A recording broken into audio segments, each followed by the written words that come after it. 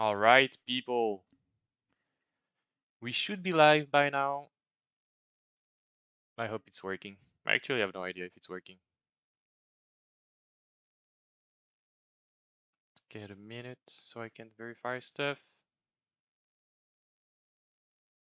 Dun, dun, dun. All right, awesome.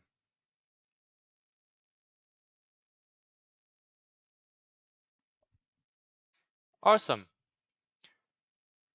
Seems like working.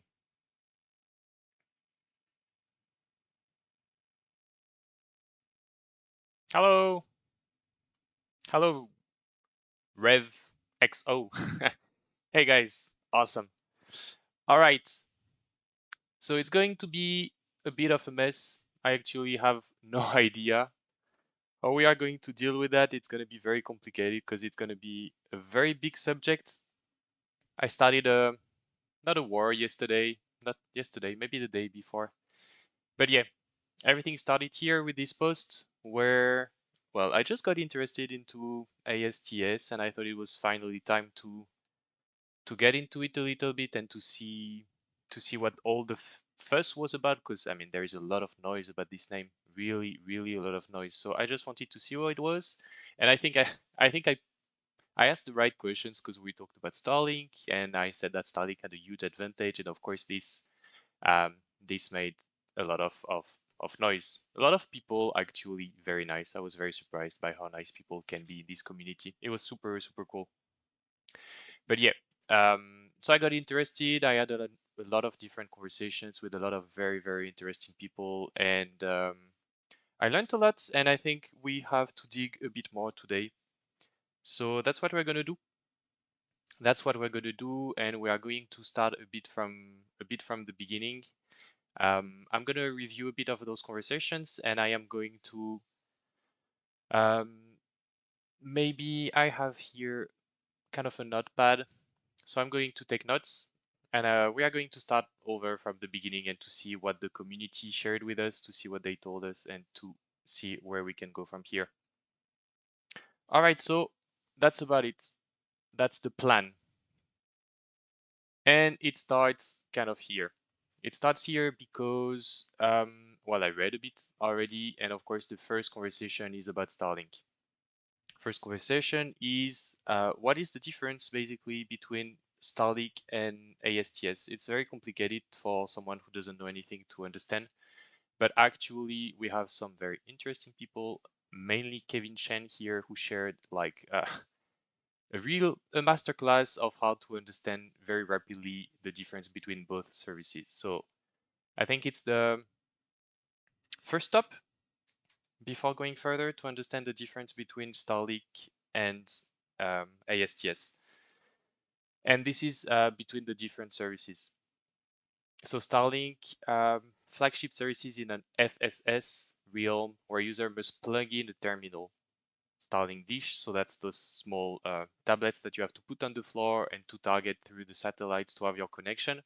So you receive a signal from Starlink satellites, and then it provides you user. So it works just like any kind of well, any box, any router that you can have anywhere. So this is a big difference. While AST, on the contrary, is directly sending the beam to your phone. So it's going to work exactly like you have your SIM card, and it's going to send internet and any kind of connection directly to your phone. And that's the big difference here. And my understanding from the different conversations that I had was that the two services can be complementary but are very different. So basically my get-go from here is that Starlink and ASTS do not deliver the same service at all. It is comparable in the way that they both deliver internet connection through satellite connections, but it is not equivalent, I would say, and it is not even meant to deliver the service to the same people for the same needs.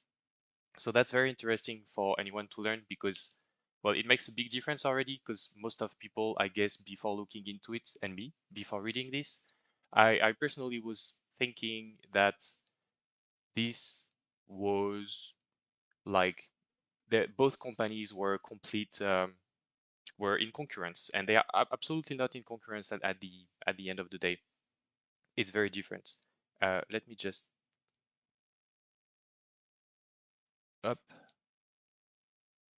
because I have a bit of delay and I just see your text right now, so it's very tough. What are you telling me? You are new to ASTS? Yes, nice. Welcome. I'm the same, dude. It's super complicated. Only starting my investments early this year, timelessly. Yeah, nice. Great move then. Community is one of the main drivers for me. Yeah, I kind of agree. I tried this yesterday, the day before. I don't even know where I posted this. Uh, yeah, it was yesterday. And like the community was awesome. Everyone took the time to explain and everything. It's kind of crazy. And yeah, technical knowledge that Katze and Kevin have is exceptional. Entirely agree. Entirely agree.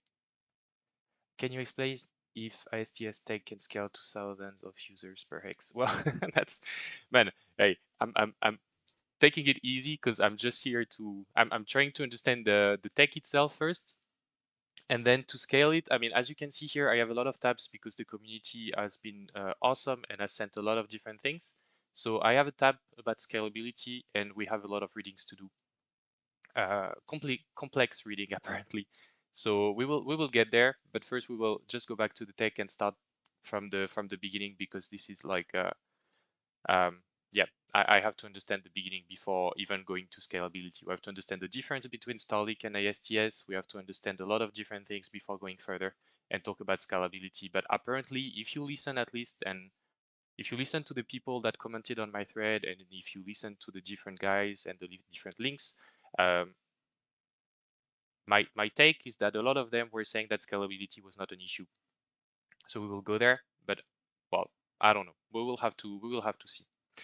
Anyway, going back, feel free to ask questions, but every time there are questions, I will have to take a break, or I have no idea. This is the first time I'm doing a live, so I don't really know how to manage everything. But going back to the difference between ASTS and Starlink, again, the difference is that they propose both internet connection or cell phone connection, Wi-Fi, any kind of connection through satellite services, but they do not deliver the same service. Starlink is proposing Wi-Fi connection through what they call the Starlink dish here, or Kevin Shen called it the Starlink dish. So your Starlink dish will have to point toward the satellite, and the connection will be driven like this. The satellite is going to send the connection to the Starlink dish, and then you can connect with your phone, your computer, or whatever you need to the Starlink dish. And then you have your connection.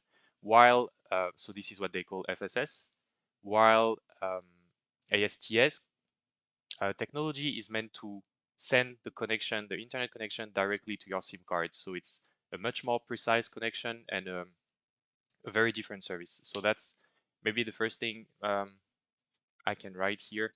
Because the subject on Starlink against ASTS is very big, and I think anyone who doesn't know the services, like me yesterday, would think that both of them are big concurrents, but the truth is that they are not very big concurrents. They deliver different services, and those different services just have different goals, different technologies, and a lot of people in the community say that Starlink is way behind on the technology, and that it's going to take them apparently years to catch up on on on ASTS, and that's why they are not really competing for the same business.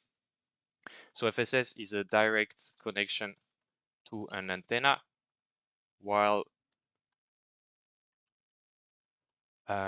users then connect to the antenna for connectivity. That's how it works. Connectivity.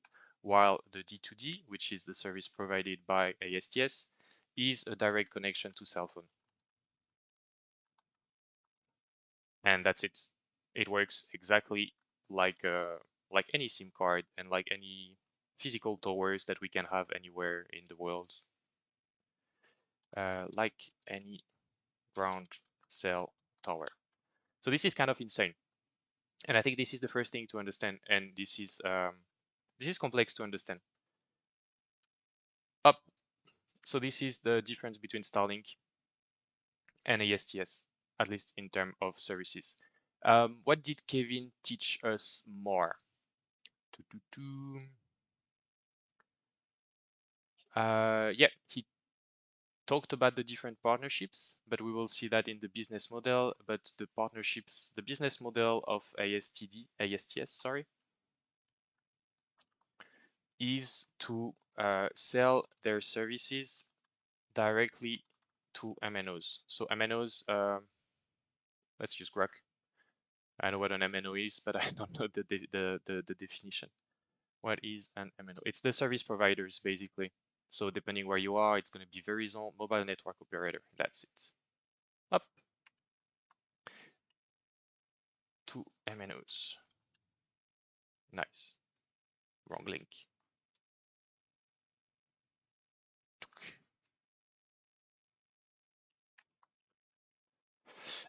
So this is super interesting as well, because then you don't do B2C.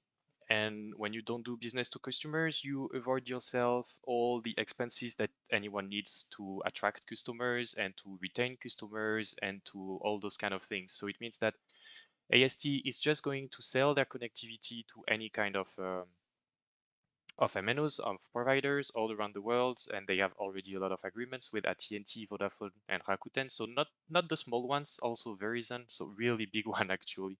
We can check how many users those people have, but I assume it's huge user base. So they are just going to provide their connectivity to those guys, and those guys are then going to provide. So it's like AST is going to have just easy subscribers. See, it means that they already have access to 500 million subscribers without having to spend any cents in marketing, in acquisition, in anything. It's very smart in terms of business model. So it's very attractive when you think about it. While Starlink, on the contrary, is going B2C, so they are trying to convert end users to buy their dish and then to start their connection. So it's very different and it's very interesting. I had the comparison yesterday. I was talking with I don't remember exactly who, but it's the same comparison that we can do with Uber and FSD. It's like there is that big question with full self-driving from Tesla, and people are asking, are they going to sell, I mean, to create an app and to provide the service vertically by themselves, or are they going to partner with Uber and use the user base of Uber and just put the Teslas inside of Uber's network? So yeah, in Starlink case, I'm talking about them because it's Musk behind both of them, of course. In Starlink case, they decided to go B2C. I don't know what they're going to do with Tesla, but I think the decision of AST to go just B2B and then to leave their partners the burden of taking care of users, I think it's a very interesting idea. Let me just go on your comments a bit. AST SpaceMobile agreement with over 45 MNOs, 2.8 billion. Okay, so I mean, those are the big ones, but like there are much more.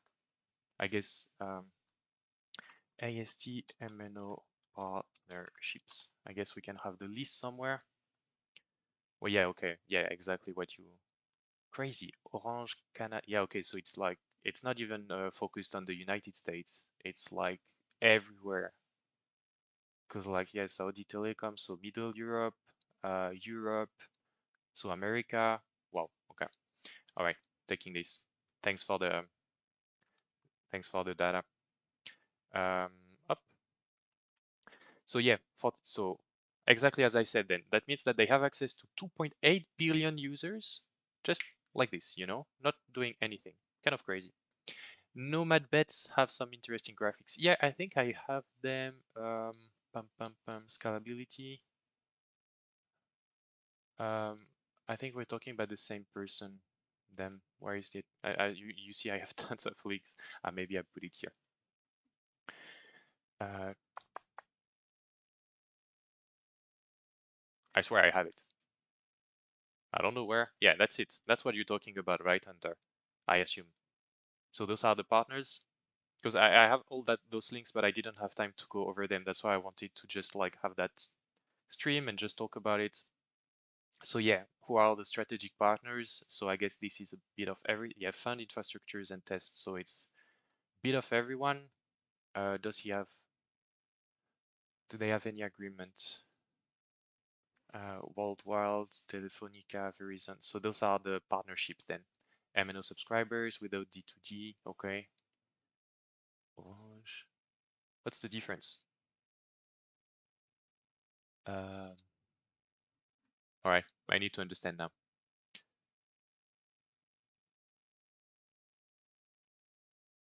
What's the difference between the AST SpaceMobile here and the MNO subscriber without D2D coverage? Because my understanding is that no MNO subscribers have any D2D coverage. So why are those ones? Because those, okay, I understand. I understand. Those are the partnerships. This is what is left. So this is basically the TAM, that the total TAM that AST could reach if they were to eventually touch everyone, or not. Okay, thanks. Okay, yeah. So those are the graphs that you were talking about. Yeah, we'll go a bit over them, maybe a bit after. It's going to be complex because I'm losing myself in all the subject. It's such a complex topic. I understand they will be intending to focus on America, Europe, and Japan as priority, moving into underserved and rural remote locations lacking reliable connections later on. Yeah, okay. So hence the partnership, which are still a bit focused for now. All right, okay. So this is step 2. Now, what else is here? Yeah, all right. This is also another very big advantage that AST apparently has over Starlink. We talked before about the difference of service itself, different service, but they also have a difference of technology. And this is the big deal as well. Starlink is behind in terms of technology, even in terms of hardware, apparently. Because what a lot of people explained me here in the war between Starlink and AST was that Starlink designed their satellite in a certain way that was not efficient enough or not powerful enough to reach just cell phones, while AST from the get-go in 2017, I think, engineered its entire, how do you call it, constellation? Yep, its entire satellite hardware just to focus only this use case.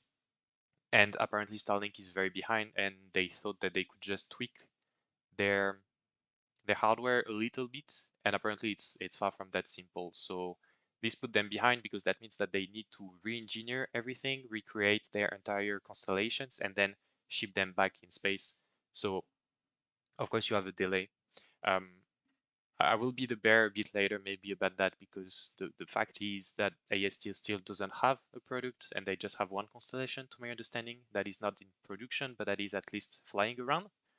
So yeah, anyway, I'm gonna write a bit about this still to keep it in mind that Starlink is behind in terms of hardware, in terms of satellites, because not focused on D2D as an end final tech. I don't know how to write this. I will review those after and share them either way with a nice post. And while of course AST focus their hardware, so their satellites, on D2D capacities, and the tech works basically. That's all it is. While Starlink's tech is behind and not efficient for D2D service. So this is very important in the concurrence, because at the end of the day it means that Starlink and AST can be complementary and, well, just deliver a different service but are not yet in real concurrence. So it's kind of important, I think. Yeah, that's it. First principle starting in 2017. I remember that. And already proven alongside MNO partners that their tech works. Yeah, that's the Vodafone call. I have it as well. They successfully demonstrated the first call exactly directly to phone.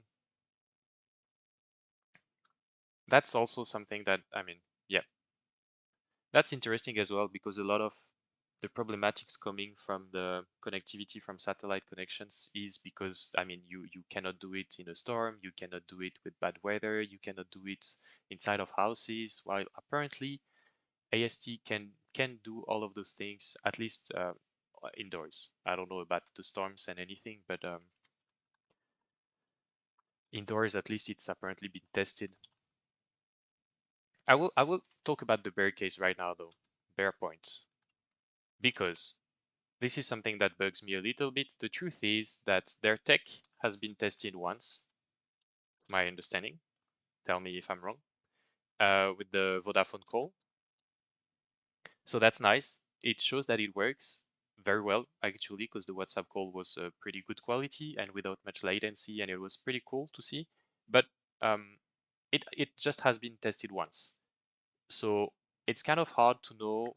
I mean, it's not um, enough tests to be sure that it's going to work indoors, that it's going to work through trees, that it's going to work all of this. It's a test that shows that the base tech works with one person with one call, but it's not enough to prove that well, the scalability, of course, we talked about it already, but we will go about it a bit further a bit later. Um, so yeah, of course, the volume of callers, but it's not enough as well to prove like different conditions. They, to my knowledge, they didn't prove under different conditions. Like they didn't try inside of a building, or they didn't try anything like this. If I'm wrong, guys, please feel free to please share. But this is a big point to me because like I understand that it means it should also work indoors and through trees. Awesome, it's great, but it should is not much enough. I think. I don't know. We'll maybe dig a bit of this. I will put to verify to see to look a bit afterwards on the internet if they did more tests.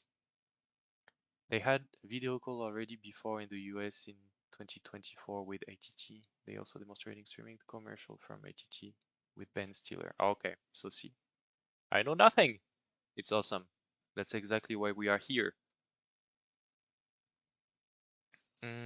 Hunter, you were telling me as well how they solve both technology and the business model, opposite of what Iridium did. I don't know Iridium at all. I'm a newbie, man. I'm here. I'm literally doing my first DD. um, so yeah, I will see though. Wait, let me just take Miguel. How did you call that? So they had an AT&T call. ASTS. AST SpaceMobile announced commercial agreement. Lotus Pfeiffer. Okay. Call test, maybe. First device to device voice test. That's what you are talking about? 2023? Damn. 2024 as well? Let's see. AST.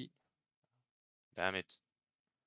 AST SpaceMobile conducts first direct to device voice test. Okay, so that was just voice. The difference with Vodafone is that they did video as well, right? April 25, the first voice call last week with a standard smartphone using its Bluewalker 3 test satellites. Okay, so the test was that the Samsung Galaxy was directly connected. I mean, it had an AT&T SIM card basically, so connected to the AT&T network, and the call passed through the LEO orbit because they didn't have any connection, or they forced that they had no connection. Okay. Okay, test calls have since been made both indoor and outdoor. So that's the trick. Any detail about the performance of this test? See, that's a bit buggy to my opinion. Not that it means that they do not have great performance, just that I would like to see it.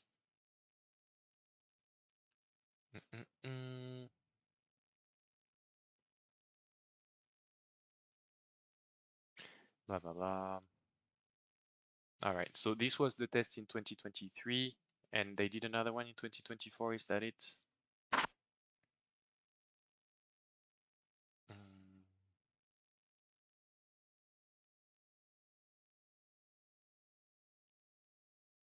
Ben Stiller, that's what you were telling me. Playing golf. Nice.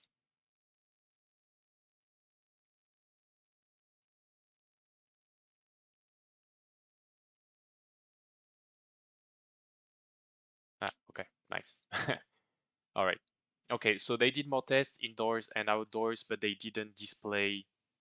um, they didn't display the results. So let's see. Different tests done with AT&T indoors and outdoors, but no results displayed. All right, what are you telling me, guys? I don't disagree with you. The difference of video call was outdoors, but they specifically state it does work everywhere as part of the. Yeah, exactly. But I agree with you. I read the same things and I saw the outdoor test as well, which was pretty cool. But my point is that we do not have um, proofs. You know what I mean? We don't have a video with an indoor call. It's like they said that.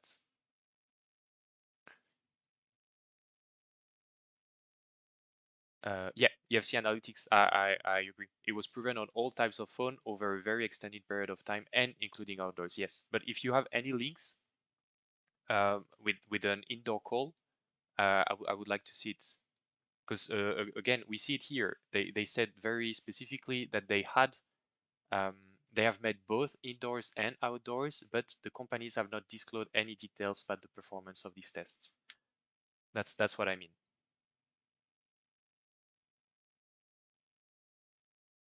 Mm -mm -mm. Another video call with Mikitani from Rakuten. Mikitani Rakuten AST call test. I don't know how to write, it's crazy.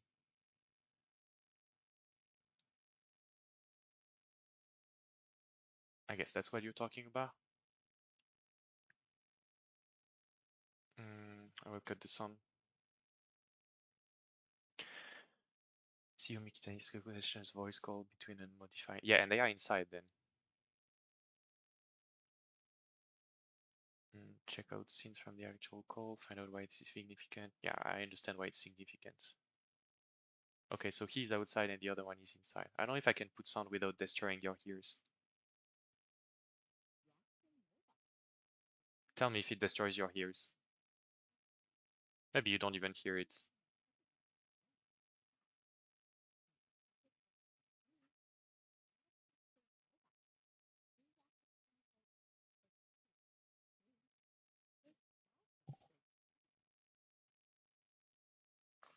All right, but they just explain. They don't give us any. Ah, yeah, it's here. Okay, cool.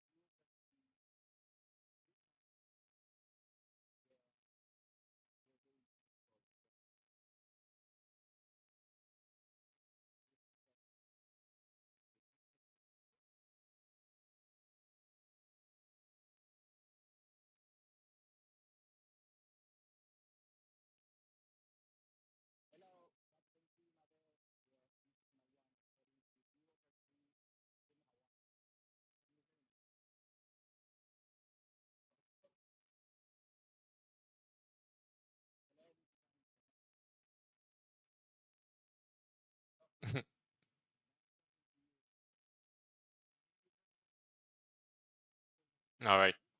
Okay, so yeah, he's inside. I mean, one is inside, one is outside. Um, I don't know if it changes anything, to be honest. Like, yeah, yeah, of course, the one who has the satellite should be the one to be inside to see if the satellite beam can reach him. That's what you mean by it, right? Yeah, I understand. Mikitani was not on BW3. Okay, so it was earlier constellations. So that's actually a good sign because that means new constellations are at least as performant, I guess. We don't have proof. Yeah, they can be indoors on their new FAQ page. Okay, all right, okay. So lots of tests done, I guess. That's what we can. I will do a rapid resume and you guys tell me if you agree with me. Uh, lots of tests done. tech seems to be working. Well, tech is working. It's too stupid to say tech seems to be working.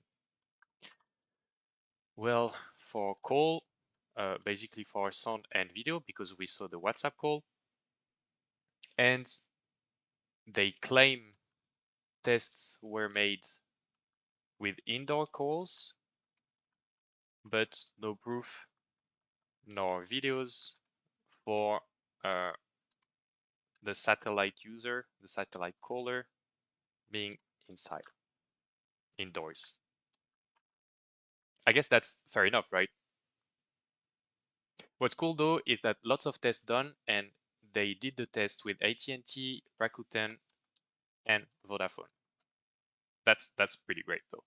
Does Vodafone write like this? I think. Um, the rationale for indoors working, beside they say it works, it's because they use low band spectrum. Yeah, I plan to dive on the spectrum thingies as well. It's just gonna be tougher technically, but I plan to do it. Yeah. Mikitani was inside, but not on the satellite. The guys, yeah, exactly. That's it.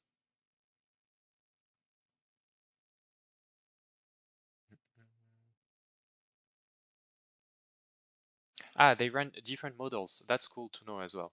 Although I guess, I mean, through 2023, 4, and 5, they had different phones, of course, different technologies. So that was not my.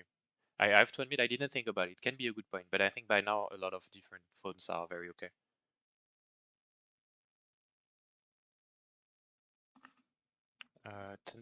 Okay, yeah, that's fair. Hunter, you agree with that? Cool. All right. So I guess we can just move on a bit on that. So technology works. We still have to see about indoors. You want to talk about scalability right now? We can check a little bit. I don't know if it's not this one. If I finish this, just to that way I can close this tab and move on. Um, Yeah, that's what I was telling at the beginning of the stream. Starlink was approach to was to acquire Swarm and figure out how to D2D by 2022 or so, was to slap IoT antenna in Starlink, but that didn't work. So that confirms the fact that Starlink is slightly behind in terms of hardware, so hardware being satellites, and that, well, designed for FFS and call it a day. So that's it. Yeah, they are behind basically. The key to solving is to realize the antenna is your everyday. Okay, so they amplify. That's what he was explaining. That's why the design for AST is better, because they amplify the signal on the satellite side instead of needing to amplify it on the mobile phone side, which of course makes the entire difference in the hardware and in how you develop your satellite, and that's why the service is better at the end of the day. So that's it. Okay, so we can close on this if you guys are okay. Scalability, Katsu is the specialist and has covered this in detail. Haha, man, I'm way ahead. Boomba, it's not this one. Uh, I'm not way ahead at all. I had so many contents from Katsu that I thought I had, but I think I saw his thread on the subject. But I was on this. I don't know. Maybe it's the same person, because I don't know this guy on Reddit. He's not part of Twitter. I think I don't know. 2600 simultaneous beams per B1 satellite, as far as I can recall.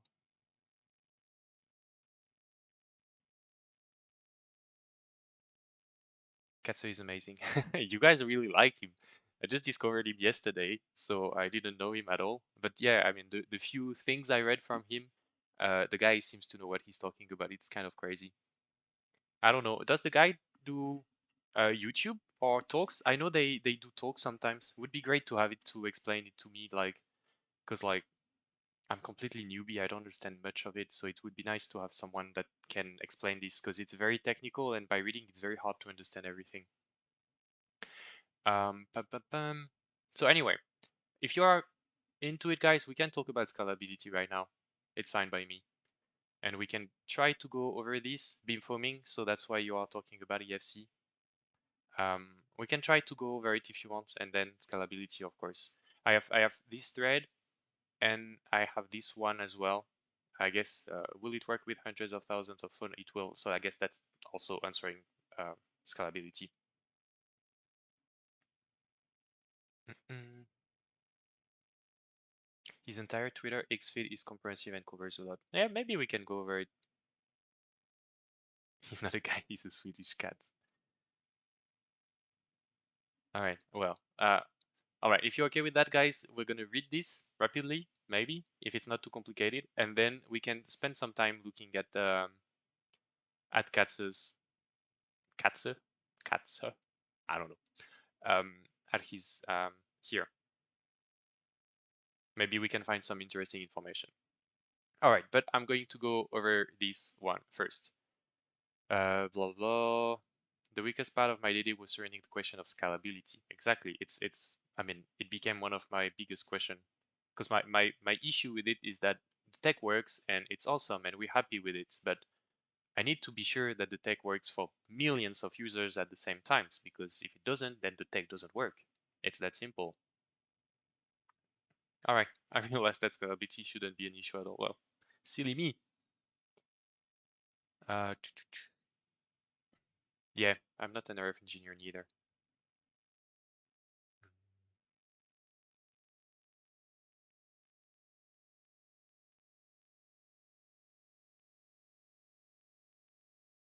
I'm sorry, I'm not talking, I'm just reading, guys. I'm still here.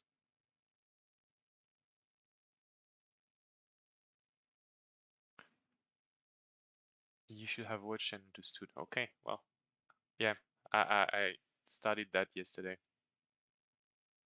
All right, let's try. Let's try. And in the meantime, I also think to go back, where was, yeah, here. I think he was talking about the coverage of one satellite, like literally, yeah, that's it. See, what will their constellation rollout look like? So I guess this is the coverage of what? One Bluebird? Bluebird is the constellation, or one satellite. I will look after. Shared diluted. Don't care. Okay, whatever. I also had another one. So many. Yeah, here. This is well, Katze again. Latest map of potential coverage. So I assume this is assuming that everything is sent. All the satellites are sent, or is this only because of the MNO partners? SpaceMobile network. China, nope, nope, nope. Okay.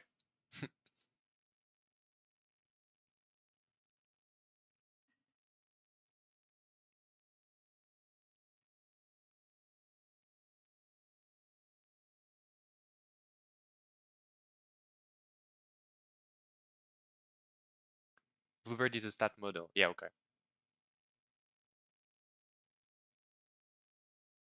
All right. Thanks, guys. So those are the partnerships, and this is the covering then, including the partnerships and everything. Okay. Anyway, back at it. Um,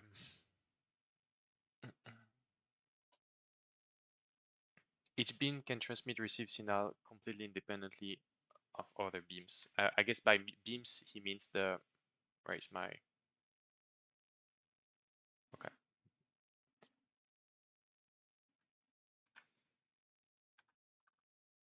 It's the units of transmission. I mean, I don't know if they're transmission. Mm-mm.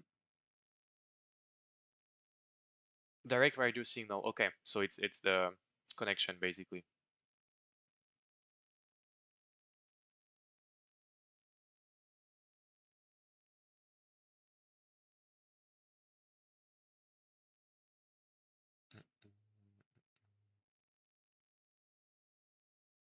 All right, okay, got it. Completely independently of other beams. How does it work? Can see now that.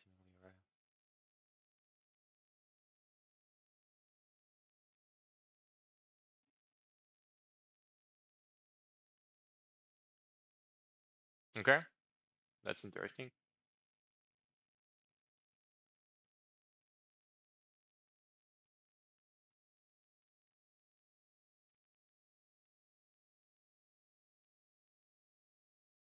Okay.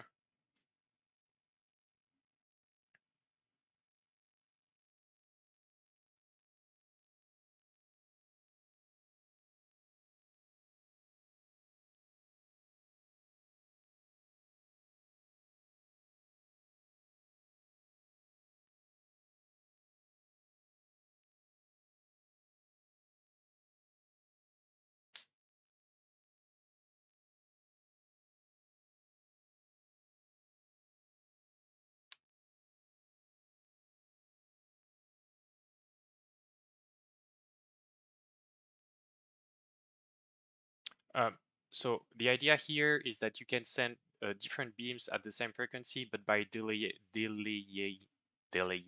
them just a few millimicro whatever second, it makes the entire difference on how the different systems on the ground interpret them. And they completely can understand where the beams comes from and where it's supposed to go just because of this difference, despite them being at the same frequency. Am I understanding this right?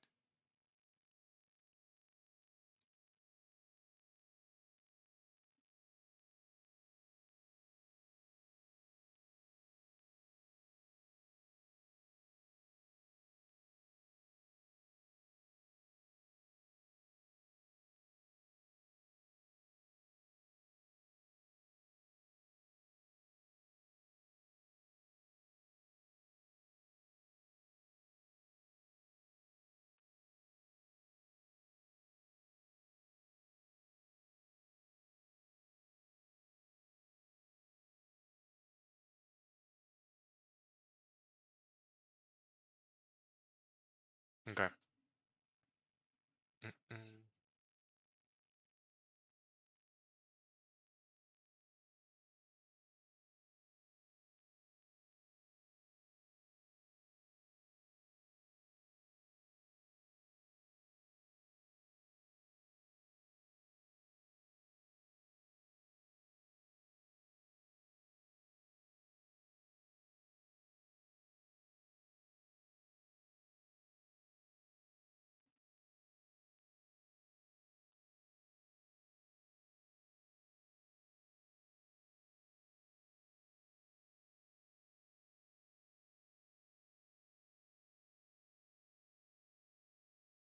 Damn, it's complex.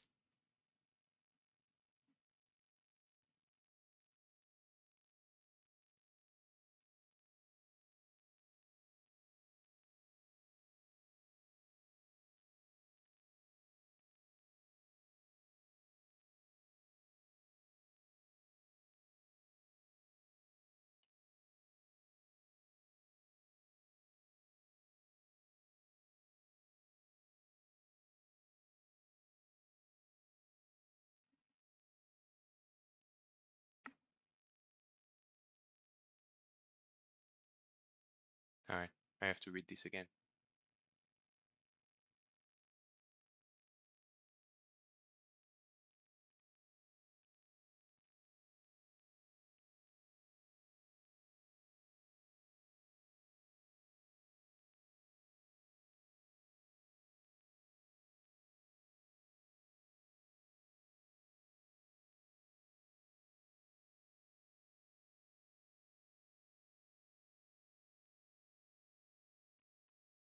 Okay.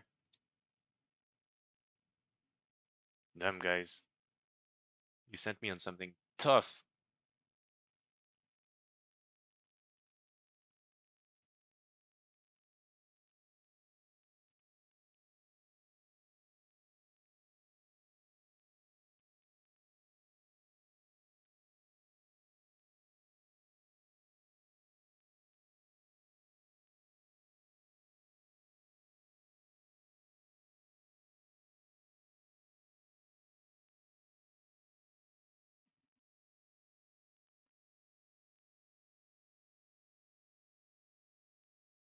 Hi, Yumel.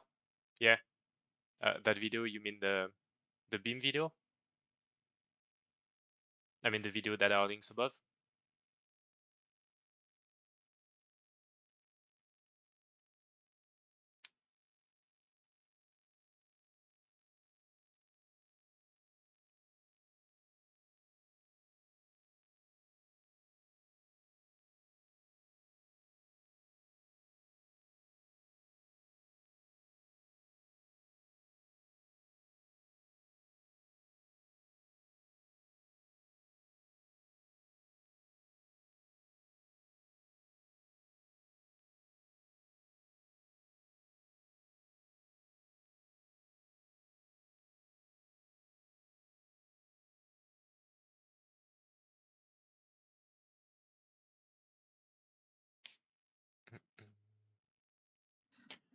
Okay, I think I grabbed the concept, but like,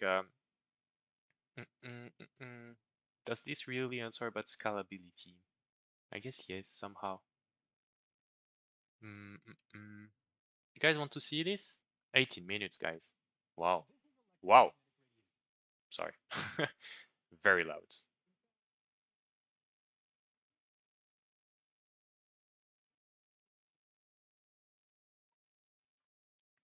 Let me just try and see if I got this right. The idea that he's sharing here is that to scale and to take the load of, say, hundreds of thousands or millions of users, the only thing that the satellites have to do is to send the same beams, or at least beams at the same frequency very regularly, or different frequency, either way, in the range of frequencies that they can use, and just delay each of them from a few nanoseconds or whatever, for then the towers on the ground to be able to distinguish whatever happens and then to be transmitted to the MNOs networks with the perfect, what do you call it, um, a perfect link of what is received and where the beam should be sent, basically. So the idea is that you can treat millions of users with the same satellites just by this very uh, technology that allows you to use the same frequencies with a very tiny delay on how you send it. I might get this completely wrong.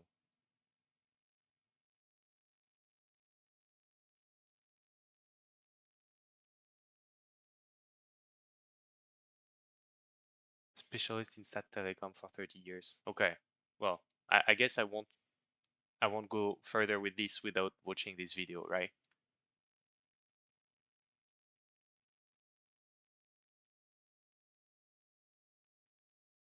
Okay. I'm not sure it's worth it. The delay is just making the beams. Okay. The delay is just making the beams. Yeah. Marshak one cake, one man. I have no idea how to pronounce that. I don't want to kill his name. Throughout the technology was solving for every single problem that he has seen in his career. The guy started how each problem was solved and basically said the tech would 100% work. Okay, so I trust the guy. That's the idea. He's better than me, so it's fine. I think I will spend time to go through the entire beamforming and things like this, but maybe now is not the perfect time to do it. Try clicking on the Desmos link. This one, you mean? Woo! It's just an image.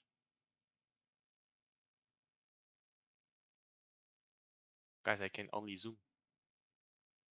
The graphic calculator, David Marshak. Was proven right once it was set up.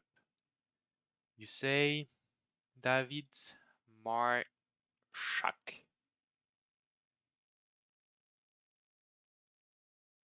Yeah, complicated here.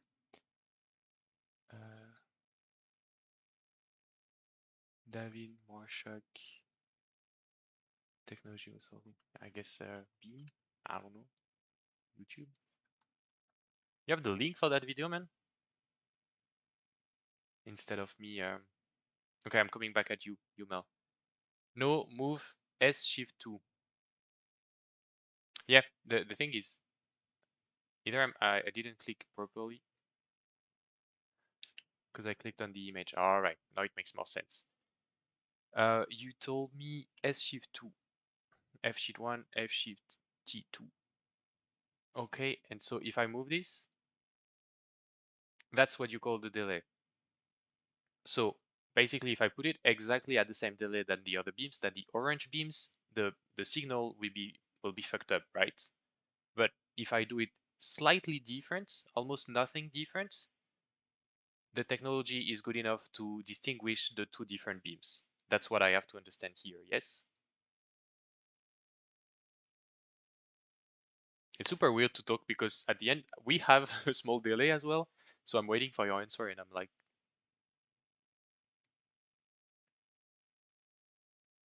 well, not talking. Just waiting.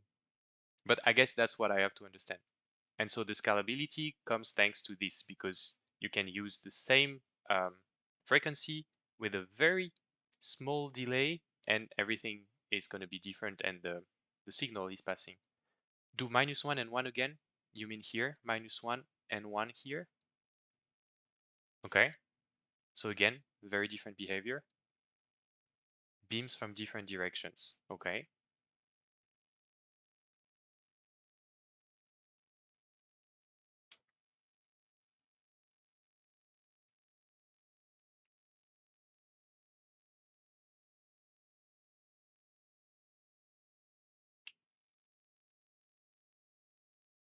I'm waiting for what comes next.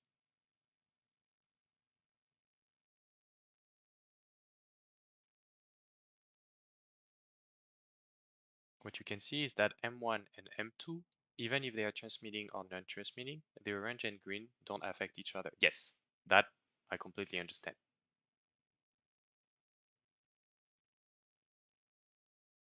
And again, tell me if I'm wrong, but my understanding is that the orange and the green are two different connection. In a real world use case, it means that those are two different connections from two different users, right? At least the flow that is going between the satellite and the user or the beam.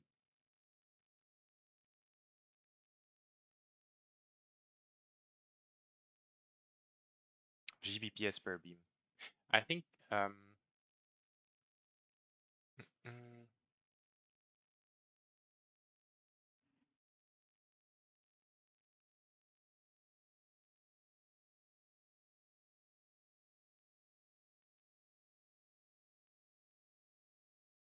people in the area of a beam share the connection. Oh, okay, so it's even wider.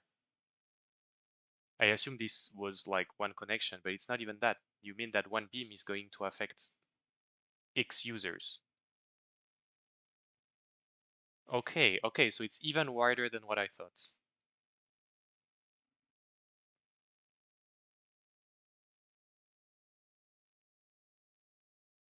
All right, all right, all right. Where was it here? Mm -mm.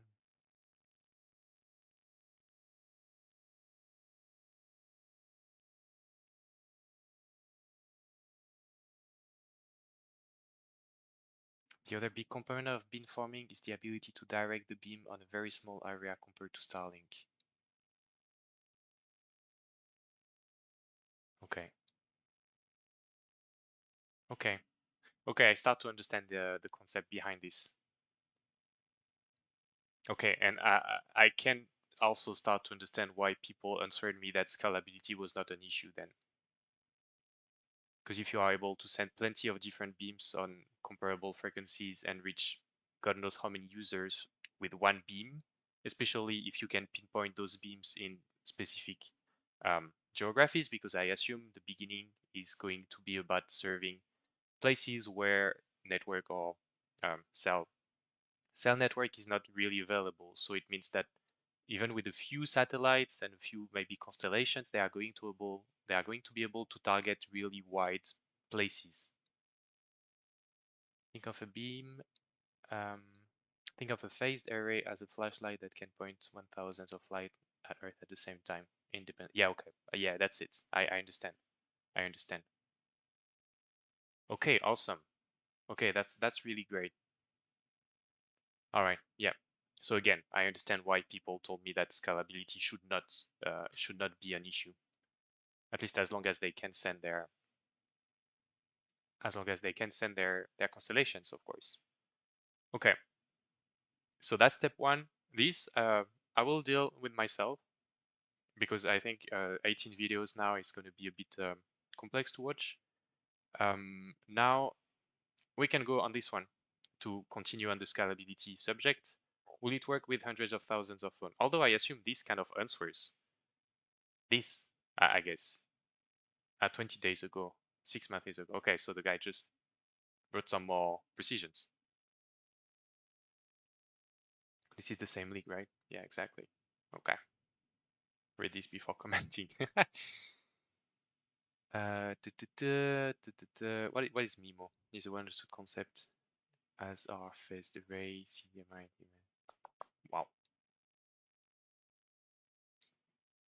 Look at Kat's pin tweet. Let's talk about it. Pin tweet. AST has narrow beams and wild field of view.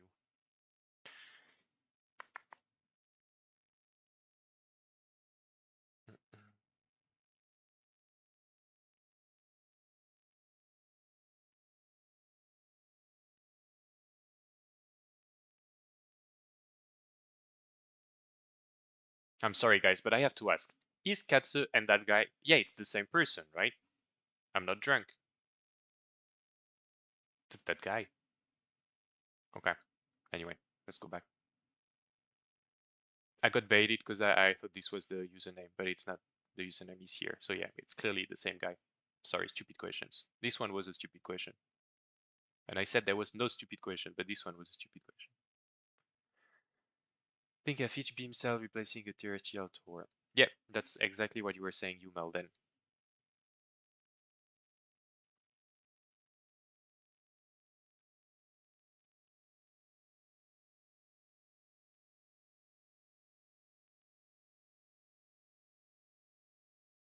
The second already post doesn't talk about much. I was just reminding people about my scalability research. Okay. Wait.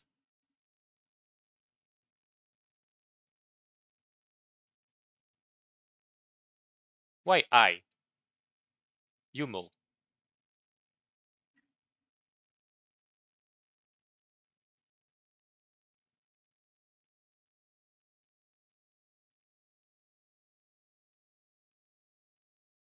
I'm sorry, I'm lagging right now. Why do you say, when you say I was just reminding people, do you mean that you are Katsu?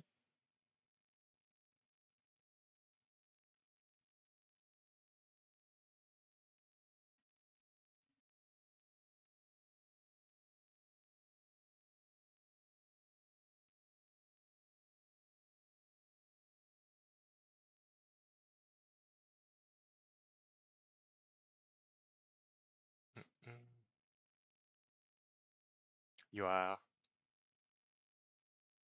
Reasama? So you're part of the papers or something? I'm sorry, I'm just trying to understand.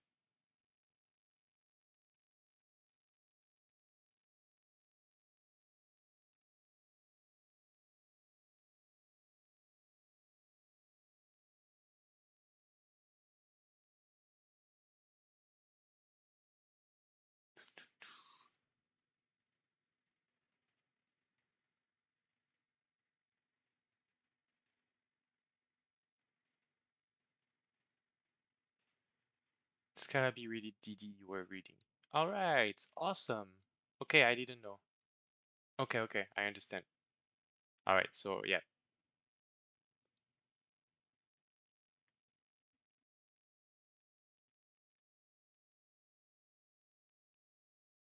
Okay, okay. Sorry guys, I'm a bit lost. Ah yeah, Riyasama. Guy, I don't use Reddit enough, I think. Really have to start reading more here. I'm getting baited every time by the AST SpaceMobile name and the logo, and I think it's 1%, but it's not. Well, it's not the best visuals, if I may. Reddit could do a better job here, but yeah, never mind. Okay, I understand now. Darwin Joe, dude, my thoughts are that it's very complicated. It's super interesting, but it's very complicated. But I mean, basically, to do a small parenthesis on the entire research here, my interest behind this company right now is that I am not interested in investing at the moment, I think, because somehow maybe if you are invested, you can tell me, but I assume that valuation is very stretched right now, and a lot of optimism is printed inside of the stock. Maybe justified, maybe not. I don't know. I'm not there yet to have that conclusion, but I think it's kind of expensive for, at the end of the day, a company that doesn't have a product, at least a commercialized product, and that is still doing a lot of tests, a lot of deployments and things like this. And we still have a lot of questions on how much cash it's going to generate, because at the end of the day, investing is about cash. So yeah. So my interest here is that I want to know about the company, because I am sure that one day this could be an amazing opportunity. And the day this happens, I want the work to be done, and I want to understand the company, and I want to understand what I put my foot on, because the day the stock gives an opportunity, I don't want to bear to just lag and not to take it. I want to be there, I want to press the button, and I want to know what I buy exactly. So I think the job has to be done before, and that's why I'm trying to do it right now, because maybe I will change my mind in a few days, in a few weeks, and I will think that the stock is actually cheap right now. And in that case, I will buy with pleasure. But for now, I don't know. So I'm just waiting. But I know that it's worth spending the time to understand, because the day the opportunity comes, I really don't want to miss it, because I think it might become something great. So that's why I'm doing the job right now, because yeah, again, if one day the opportunity arises, I don't want to have a brain freeze. I want to just press the button, press buy, and end of story. Hold this for the next 5 years, and that's it. I will be happy. But I need to understand it before. So yeah, sorry, drinking a little bit.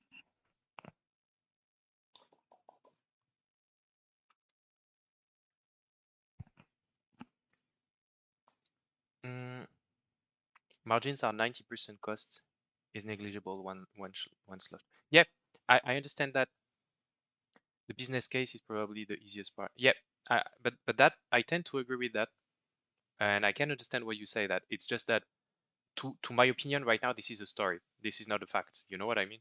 If today I want to buy what I mean, if I want to buy Apple, I don't buy Apple. But if I want to buy Apple, I already know the story, and they are already having a business, and they already make a shit ton of money, you know?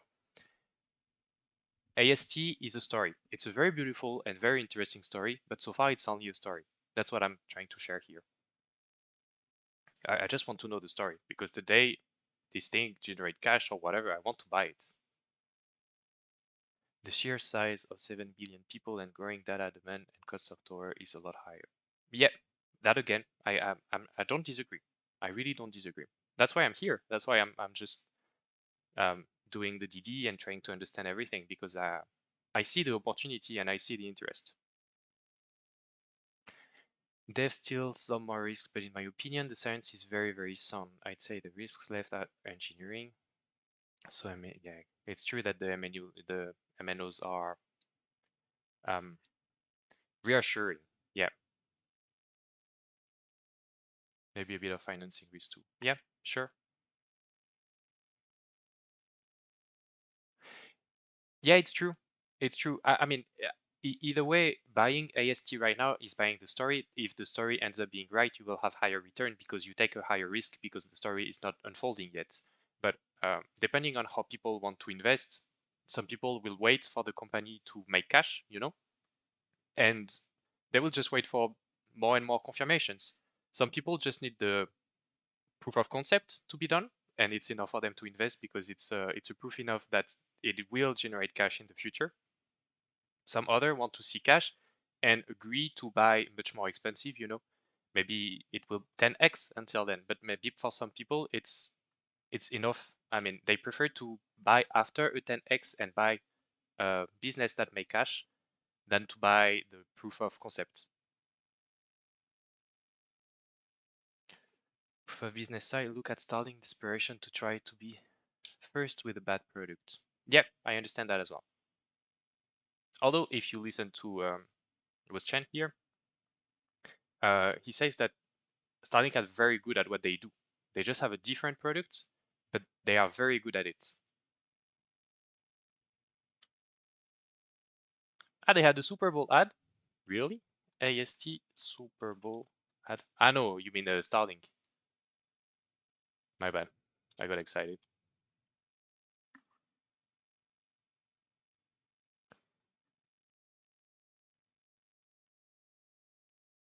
Connectivity should be a human right.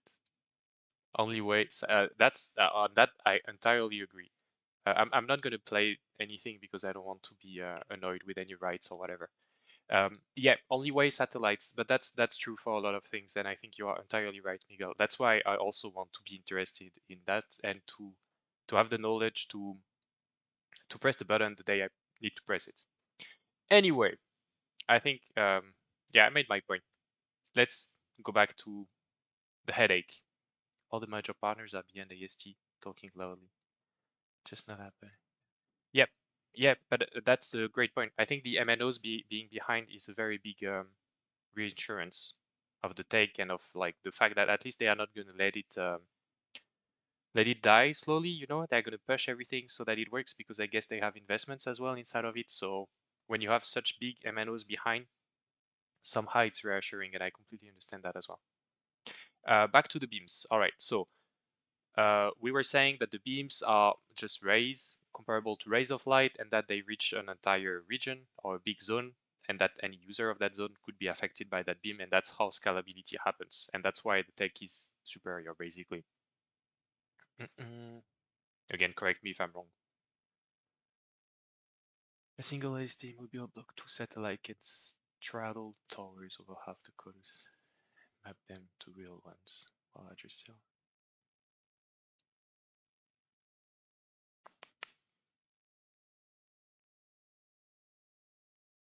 This moves with satellite. Nice.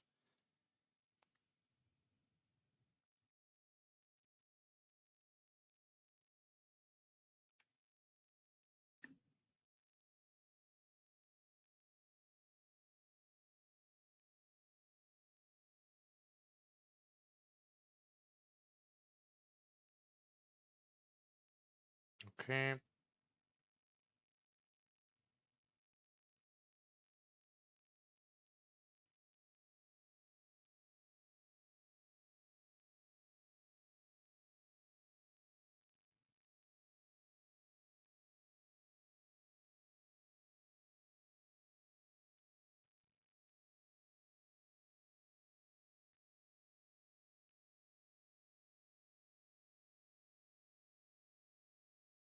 All right, this is going to be a big headache. I'll really need to study this outside of this stream because it's much more complicated than expected, and I need to take the basics. As you said, I need to see the video somehow.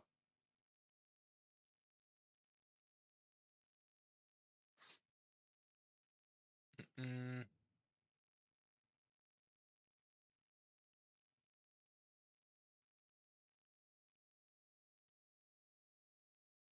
All right, so let's try to get back on track because this was about scalability in the way that the satellite should be able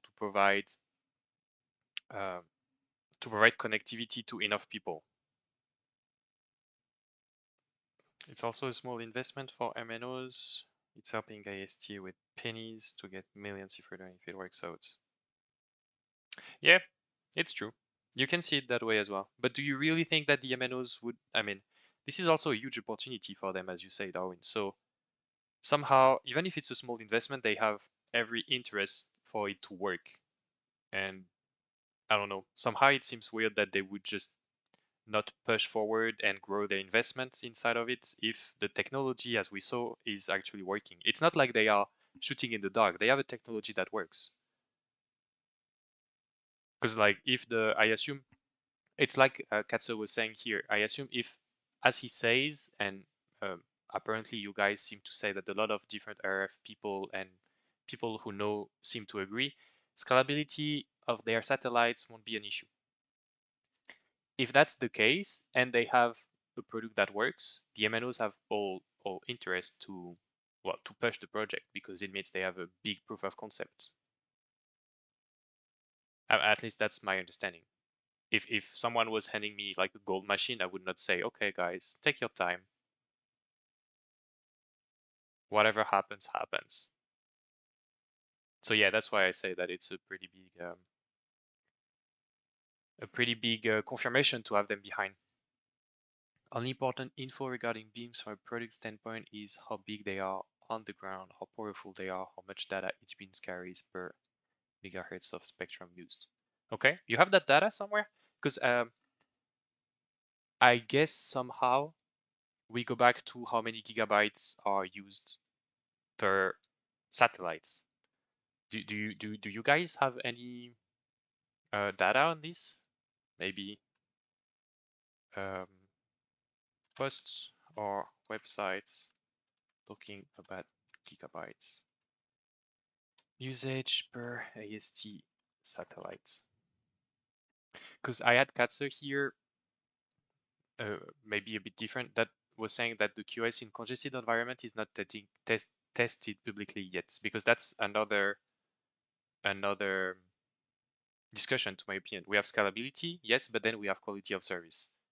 So scalability seems not to be an issue, but then we still have to see with quality of service. 5 million gigabyte. Yeah, I've heard that on this video, right? Um, he talks about it.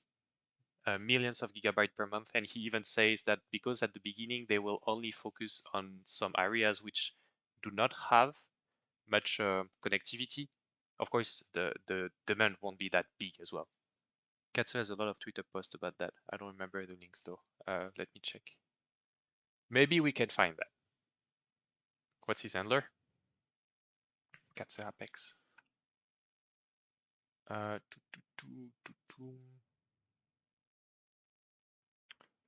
Search. Opa.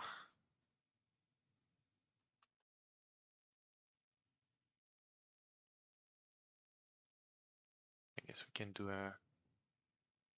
No, it's not this one. This one. Handler Apex. You think if we just do no, this is just a valuation. I mean the business, I guess. Billable amount data.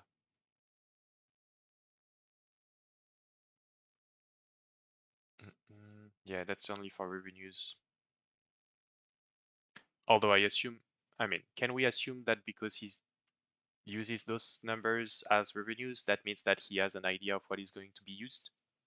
Or at least the amount of gigabyte that the service can provide?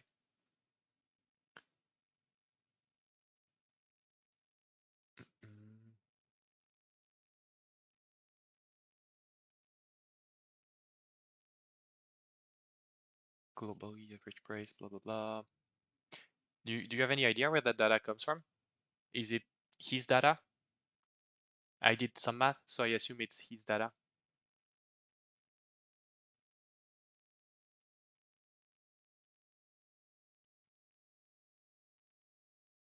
Because 7.5 gigabyte per second. Damn.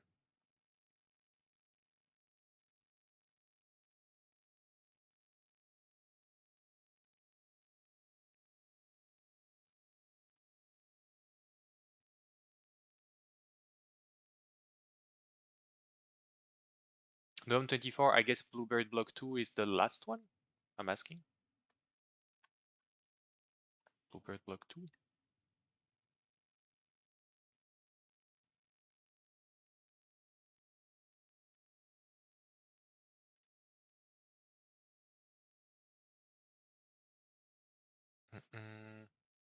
Day 2025. So I assume that's the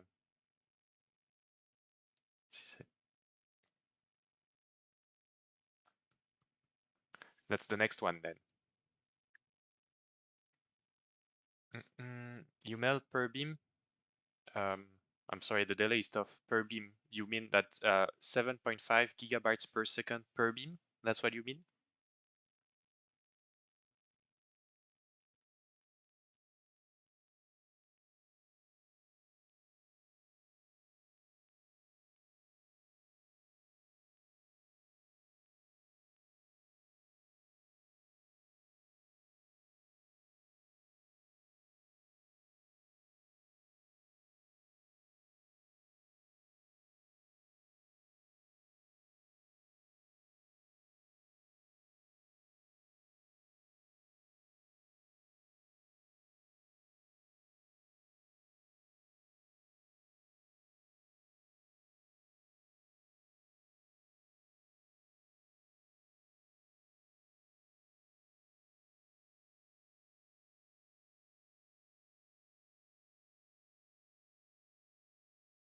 Yeah, the premise, I mean, yeah, we're talking endgame here, I guess.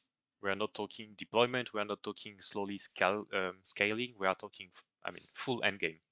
Maybe not full endgame, but mature company.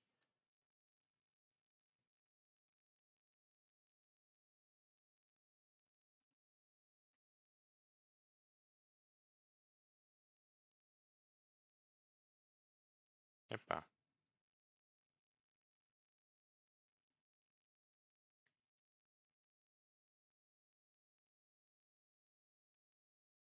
Is that what you were talking about, Yumel?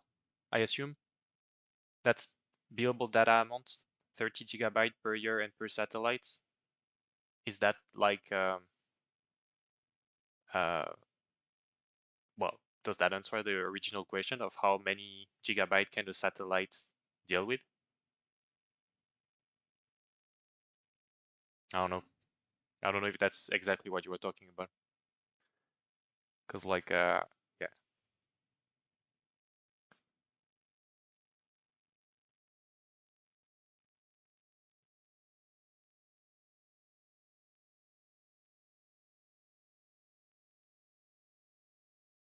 Mm,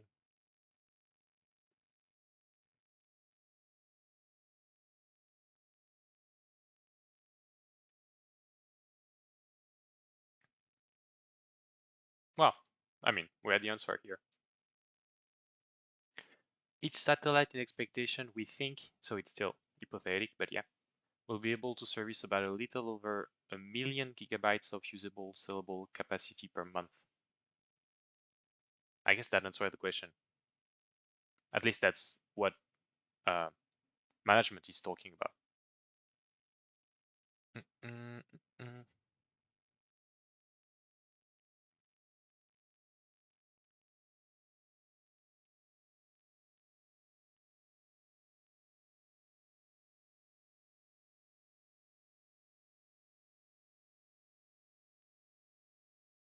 Okay, so yeah, clearly usable data, not just. Okay, um, so I guess that answers kind of scalability, kinda, because if I am to rewind, I didn't take a lot of notes at the end of the day, but it's interesting, very, very interesting. But yeah, at the end of the day, uh,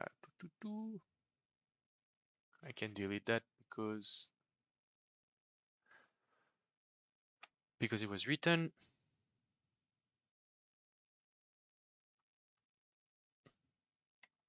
And on scalability, because that's what we were talking about now.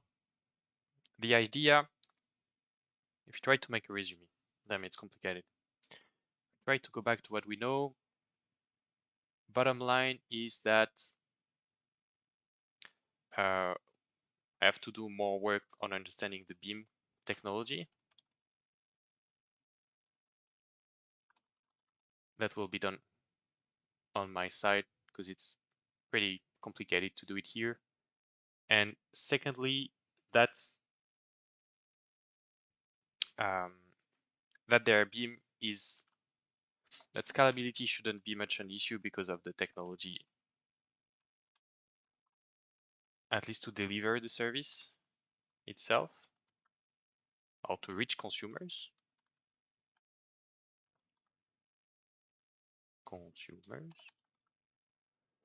Um, with this here, up, with still more questions about QoS because we have the answer on scale. I mean, we have the answer. We assume we have the answer on scalability, but we still do not have any answer on quality of service because no tests have been done in terms of saturation of the network or anything like it. I think Katz said it himself. I have a QoS environment is not testing publicly yet. So uh, again, I mean, I understood the UML point that everything is about gigabytes per satellites, but yeah, it's this is still to be seen basically. This remains to be seen. Also multi-connectivity, better Starlink. Yeah, I saw a comment like this. Can get a good idea of the signal strength for QoS. Yep, I understand what you mean.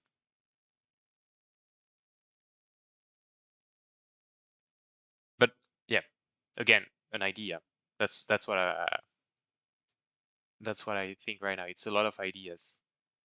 I understand the concepts, or the base at least, because I will need to do much more to understand the real technique behind. But I understand that on the paper it should not be an issue. I think much of cracking this is looking at the main players and what they are doing should save time. Yeah. To looking at this, and they will not be that. Yep. That uses very conservative BW3 calculation. Okay, assuming that the next generation and the one that are going to be launched um, will might have even better performances. Okay, fair enough. EFC, I agree with you. I think we can have a comparable conversation with like um, the semiconductor space right now. It's like sometimes it's better just to look at what the big guys are doing, and the big guys are doing Taiwan Semiconductor, ASML, Nvidia, and that's enough. And that's an argument I used a lot. I used a lot because sometimes those guys know better, and sometimes it's useless to just have headaches and just look at things that you cannot understand, and you just have to look at what the specialists are doing. And well, when you look at computing power, for example, the specialists are just buying Nvidia, so you should understand by that Nvidia is just the king of it, and you should not maybe um, give yourself headaches to understand exactly what those guys can understand, because either way you cannot have the competencies to understand everything. But my point, and I will just have the same argument again, is that I understand the MNO argument, and it's a very good one. I get that, but it's still a story.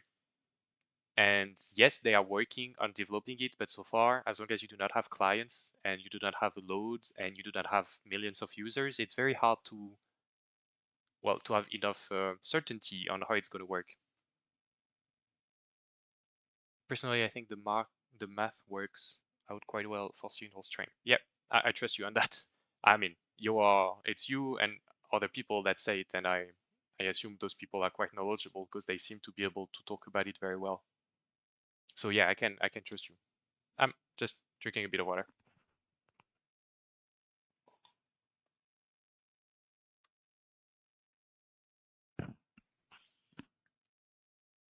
All right.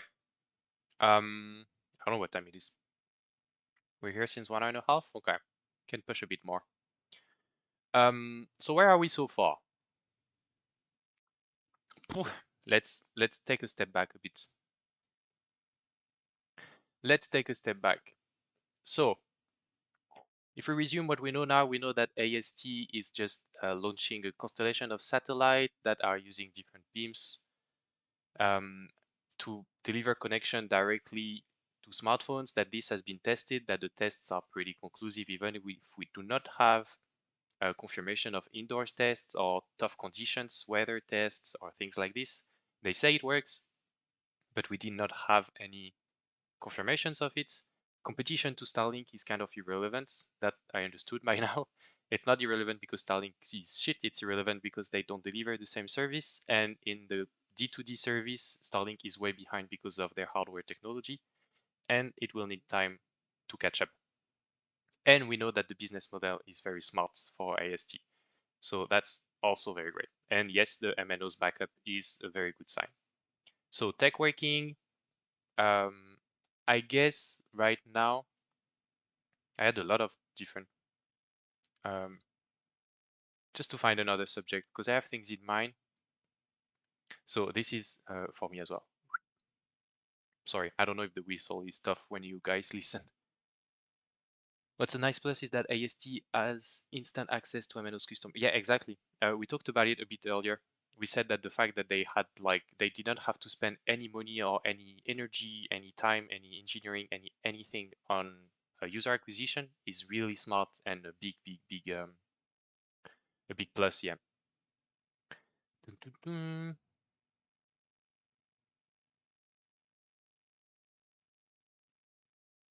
Mm, okay, so that's what we said. Patented latency. I have to look at the different patents that they have as well, because someone told me that first Starlink was behind, that was a fact, but that Starlink would also struggle a lot to catch because of the patent that AST has. So that can be interesting. I will look here. Look at patents that block Starlink catch up. Although Musk would tell you that patents are for weeks, but well, if that blocks its company, hey. All right. Yeah, so beamforming is also, that's what I had to check here. Beamforming. But again, I understand sometimes not giving yourself headaches is the best solution. Market readiness, so that we said strong partnership, strong business model. That is, I mean, entirely agree. It's kind of crazy actually. They have been very smart. Regulatory advantage, okay. Yeah. I don't know. I don't know if regulatory is really, I mean, regulations should be a concern. I don't know. Tough conversation either way because you cannot anticipate regulations. I mean, in America with Trump right now, regulations should be easier than they used to be. So if anything, the environment is better today than it was 2 years ago.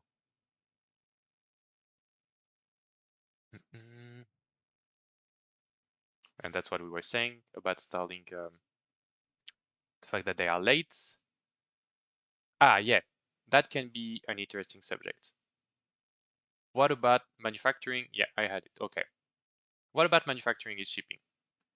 You guys who know maybe a bit more than me, wouldn't that be the number one worry? The number one, maybe not bear case, but like a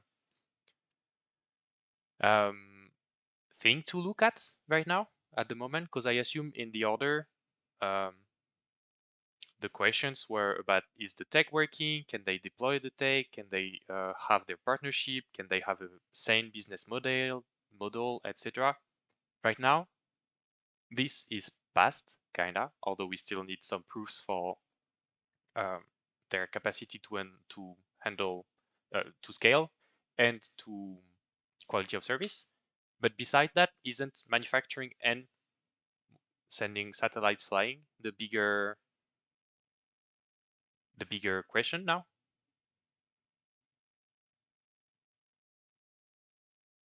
Biggest advantage for AST in regulation is the OOBE, out of band emission limits. Yeah, I've read that as well. I will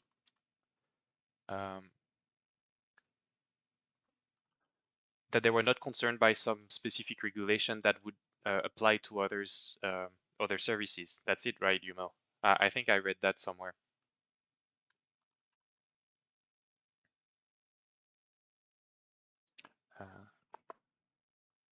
OOBE.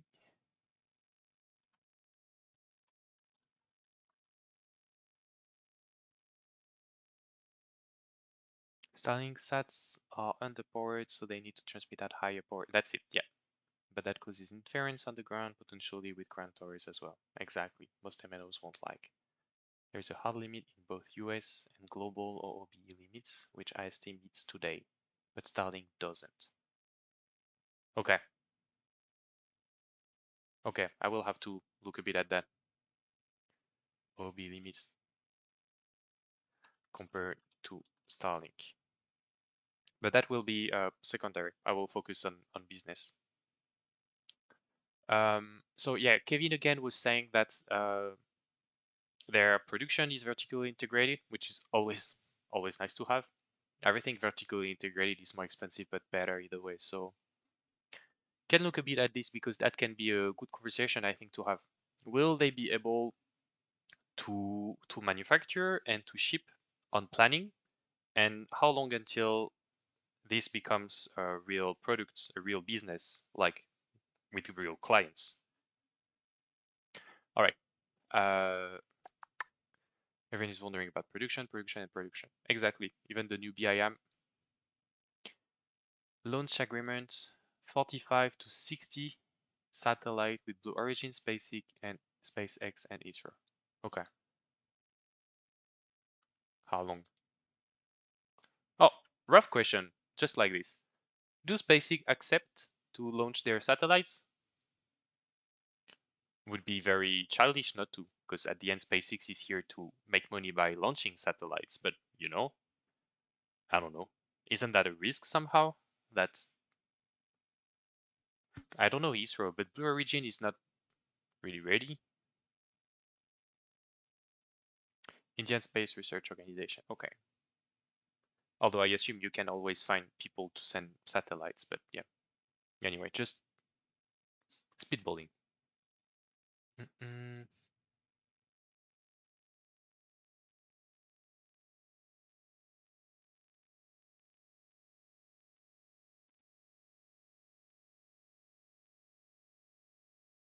AST. Okay, they launched already and they have 2 more launches with SpaceX. I think I have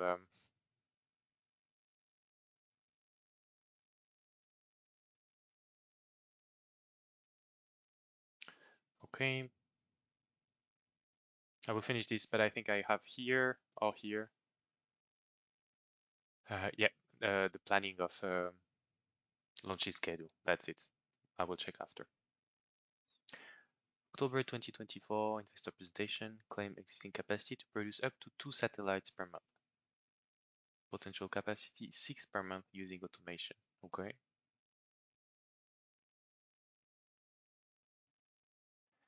Planning on transitioning to New Glenn because they carry 8 sats. Yes, 4 on Falcon. Okay. Okay, so it shouldn't be an issue then.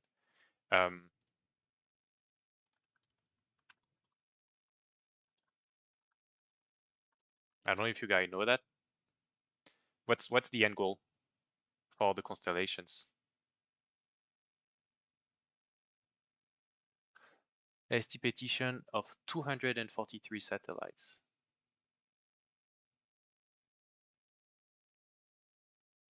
That's right, guys. I mean, you agree with that numbers? That's the end goal.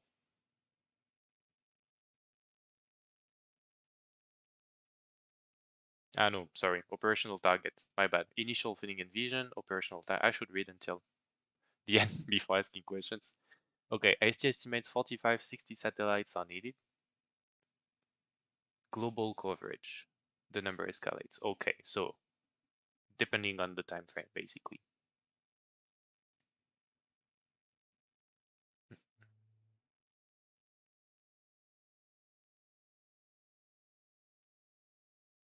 Okay, so we agree with those numbers, right? Yeah, okay. You seem to agree. Between 150 and 200, basically. And that's for global coverage, right? For operational, they are talking about 45, 60.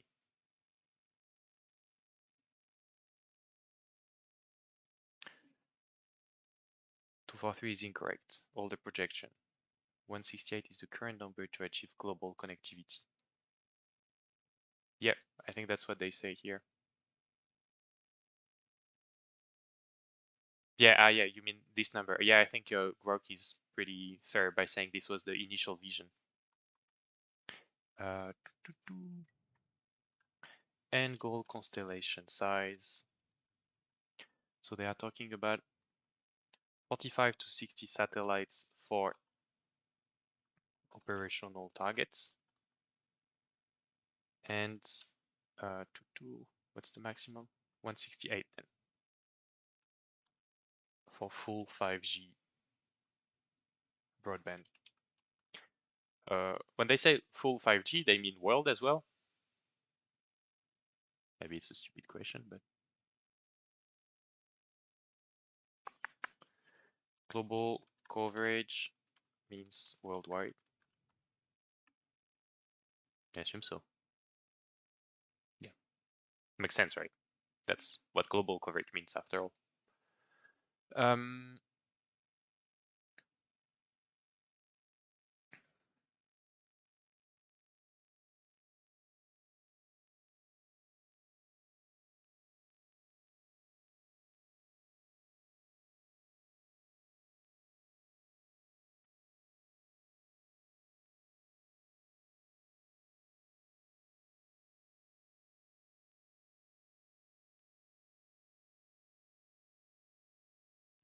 Dude, those babies are huge.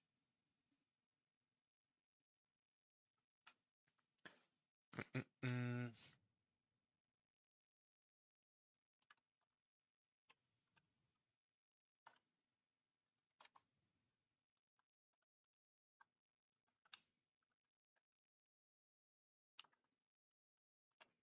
Okay.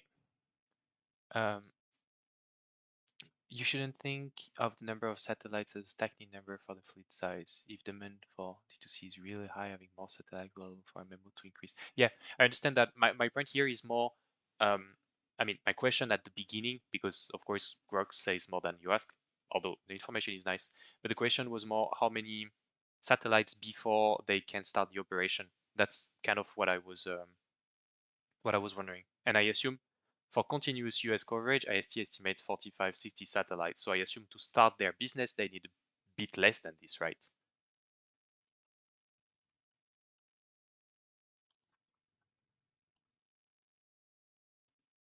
That's an assumption. But because I mean, um, where was it? Continuous US coverage. I mean, I guess they are going to start their business before having continuous US coverage because they can target only specific. I don't know. That's a good question, I think, maybe. Do they will they start the business before having this deployed, or is this the target before starting the business?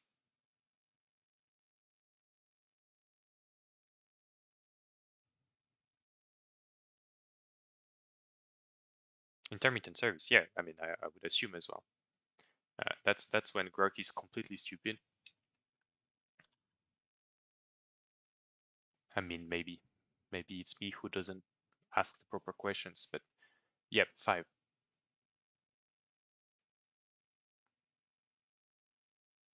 Mm.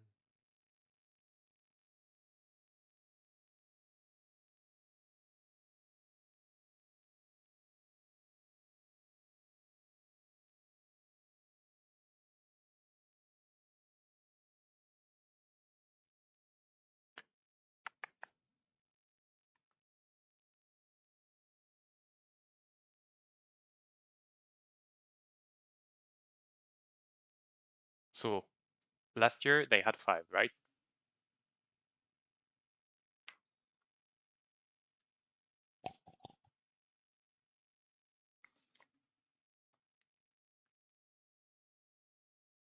A lot of people assume they will start. Okay, it's assumptions. So it means that they did not announce anything about the start of their business and how they are going to start it. Beta testing with Vodafone customers will be available late 2025, to my knowledge. Okay. AST debut service.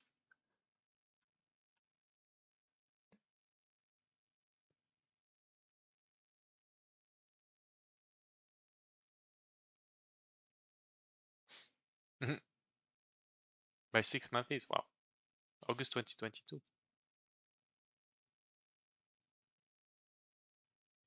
See, that's one of the legit concerns, I think.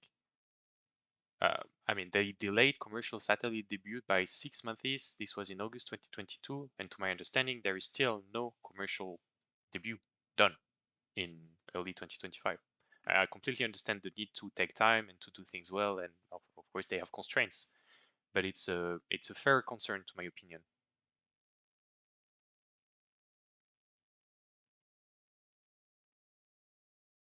Last earning they said 20 sats, so I'm assuming they are starting services with 20 sats. Okay, all right. Anyway, let's keep going because it was not here at all. Yeah, the um, the idea was indeed to know how many sats they need. Uh, Start service 20 sats. I think I can have.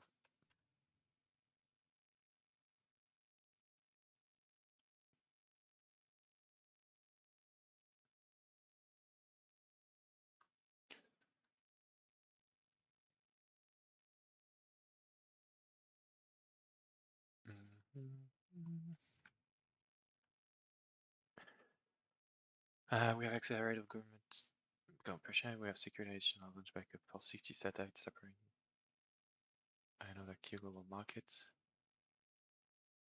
Blah, blah, blah, blah, blah, blah. We're also announcing new launch service with Blue Origin and SpaceX, so it's exactly what you said earlier, of approximately 60 during 25 and 26. Okay.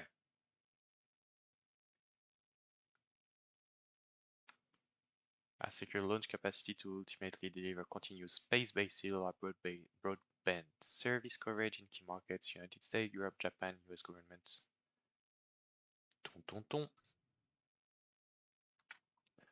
Let's take this here. Okay, so yeah, bottom line is that they assume they can start to have a global service in the United States by 2026-ish.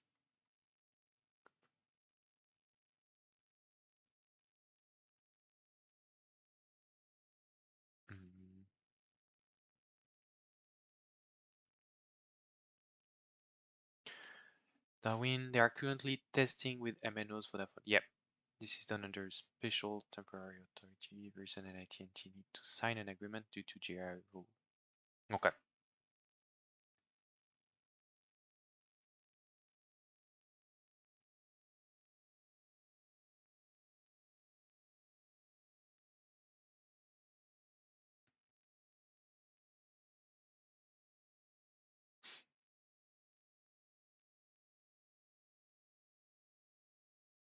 Yeah, it seems like they are focused on these 4560 thingies still before launching a service. I mean, I say that after reading 3 minutes on the thing, but yeah.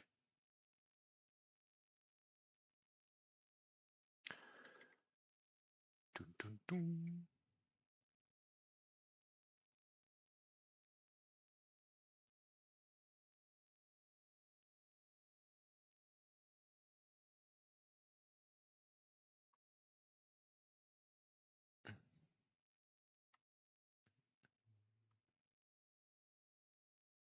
All right, I guess that's what I wanted to see first. So let's assume they need 45 to they're 45 to 60 to have that global thing before they push the service broadly. I mean, maybe just even in the United States, but let's assume that's what they want to do. And let's go back to Kevin here. I think it means assembly. In Q2, AST confirmed 17 in production and that they have commenced manufacturing the components and subsystem for the BB2s. They seem to have started some manufacturing of parts. Okay. Commenced assembly and testing. All right.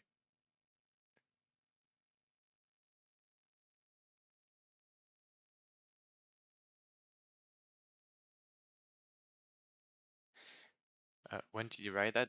January 20. Okay, so a month ago. If we apply that by the end of November 14, it suggests that by now AST should have 4 BB2s completed, so they would have 5 in orbits, 4 completed, and they want to launch dun, dun, dun, OneSat Q1 2025. I mean, yeah. 16, 32, 40, 48. Okay. Plus 5. Yeah. So this is the plan to reach their end goal that they shared in the earning call about having their full service, or at least their American service, um, complete geographies up and running by 2026. And if they have 4 since November in January, so they have 2 more, that means 6. And then we have what? We are what? February? So they have 10 months more, so 20 more at least.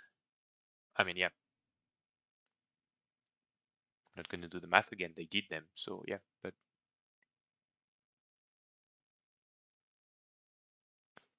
mid target of 60 satellite in. Okay, that's it. I really should read before talking. We're actually operating and expecting. We're happy with the performance. We're getting ready to light them up to cover nationwide or close nationwide coverage in the United States or non-continuous by this. Okay. And we're starting with these first 5 satellites and bluebirds.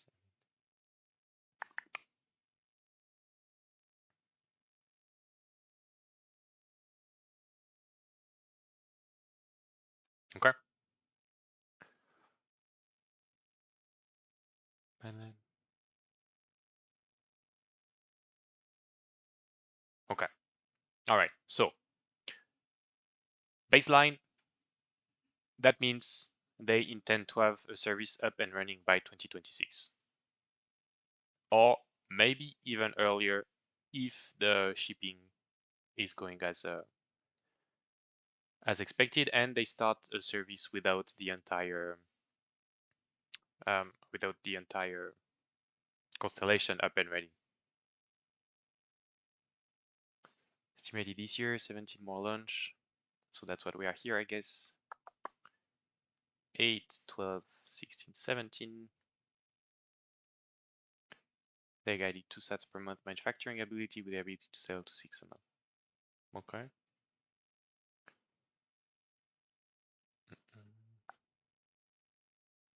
Yeah, we could talk not capex but expenses as well. They have cash. I think someone told me they have plenty of cash. I have the chart here. Balance sheet. Yay! That comes from shares, I guess.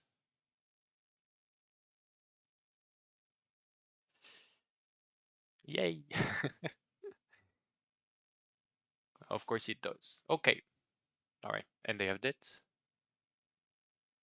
Where's the debt? Balance sheet.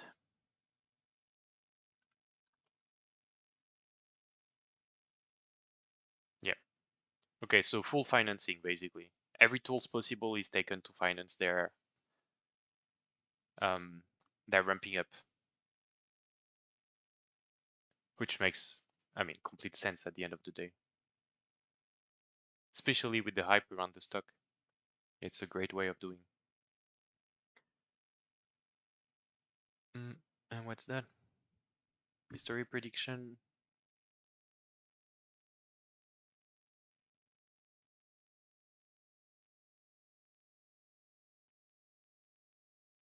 Free cash flow will fund the remaining constellation. Yeah, by 2026 then. So when the plan is to start their US business with those 40 to 60 satellites and then to use the cash of those to fund the rest and then cash flow machine. You put the stock price? That's funny. Okay. So am I right when I say that this is the most important thing to follow at the moment? The launching of the satellites and the production of the satellites. I mean, as a bull, if I were invested right now, this is the thing I would watch the most. The cash, how do you say? The cash, not maintenance, but the way they attribute cash, the speed of production and the speed of launch, and that everything is going on planning. Because I guess this planning is the official planning shared by them. So this seems to be the most important thing to look at the moment.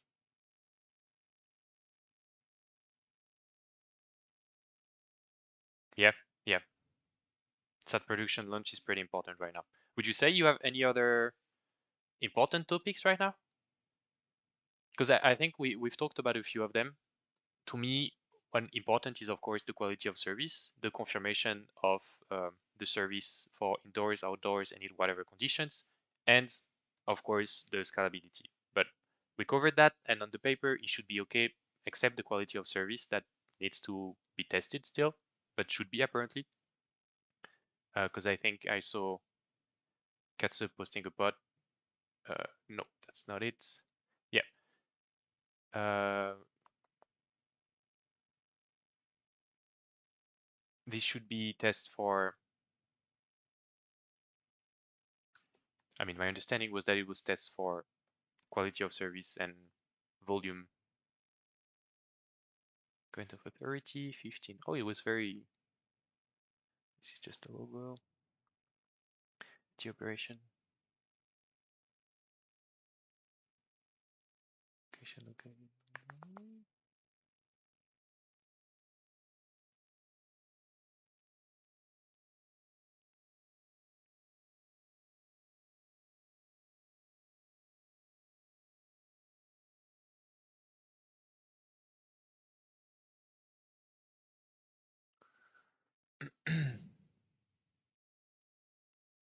Yeah, I mean they are giving us the test, I mean the rules around the test, but they are not giving us much of what is going to be tested. Or am I blind?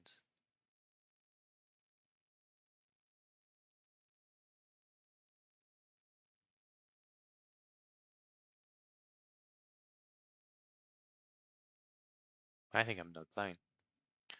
Readiness web readiness no. On par with Starlink.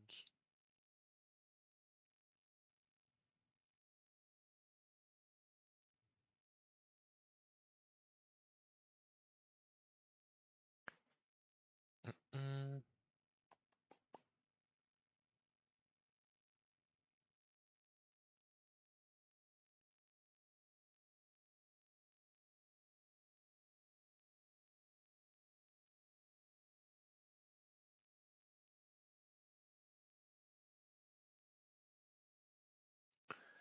The training, their beams on targets. I love the cannons. It's a good image.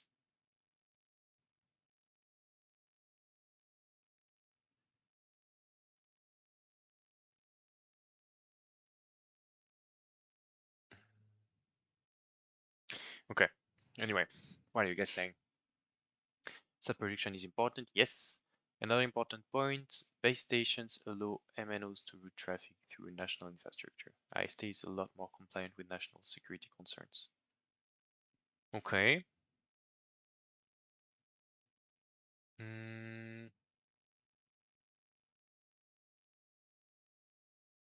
MNOs to route traffic through national infrastructures. I'm sorry, I mean, can you elaborate? How so? The fact that you don't use ground infrastructures is what you mean?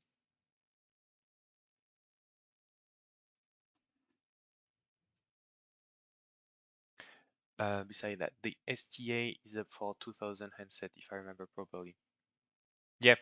Yeah, okay. That's that. You mean this, right? Uh,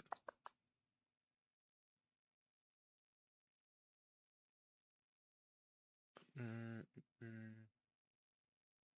I don't know.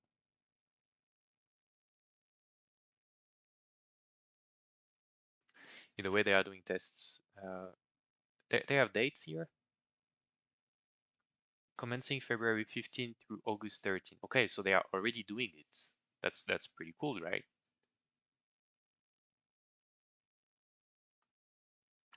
So they are doing the tests already.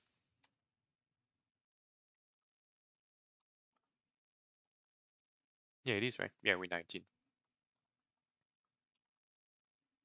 Mm, okay. And then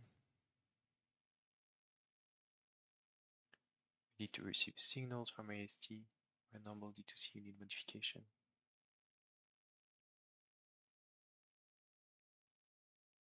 I think I missed something, Darwin Joe here.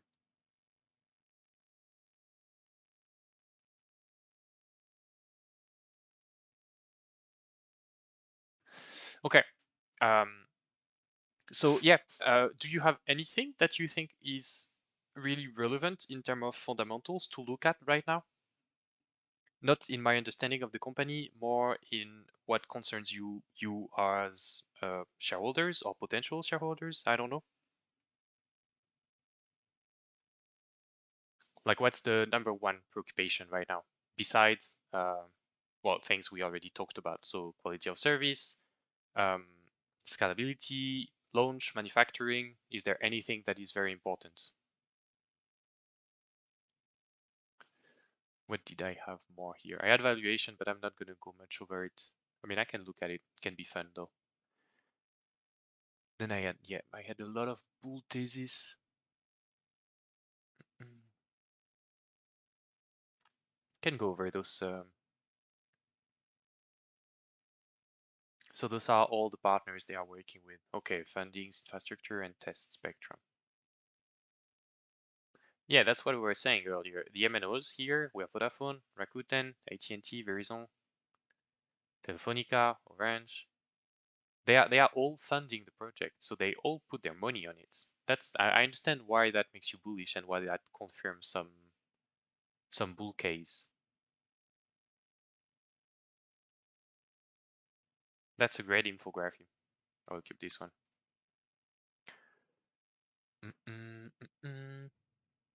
Do they have any agreement lately already?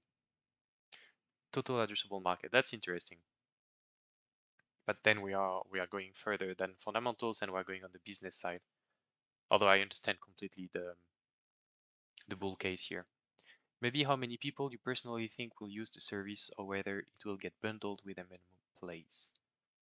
In the end, tech can work, but if no user, no revenue. Yeah, exactly. But I think that's a very interesting discussion, and I think I have the thread here. I think I put it on valuation. Who made an excellent point? Yeah, that's it. It was not exactly here. I will find it again.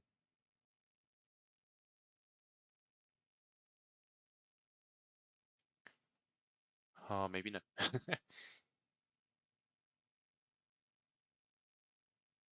Of course, there are dramas.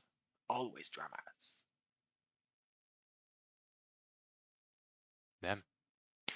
Basically, the time I find it, this guy was telling me, because here he's doing a small bull case, I assume, but he was telling me that he would gladly pay for it or a few more dollars for it, if it meant that at the end of the day he would end up with a continuous service because it's very valuable and you do not want to lose your connectivity even for a few moments. It's like sometimes it's very annoying, and even in case of like natural disaster or blackout or things like this, it's worth having a few dollars per month spent in case something happen to have a connectivity either way. So I don't know. Again, we come back to the same argument I had at the beginning and throughout this life. It's just that it's a beautiful story, but right now it's what it is, a story. A big potential, and I understand why people bet on it, but it's still just a story. So you're right, as long as users don't pay the subscriptions, well, um, either way, it was not here.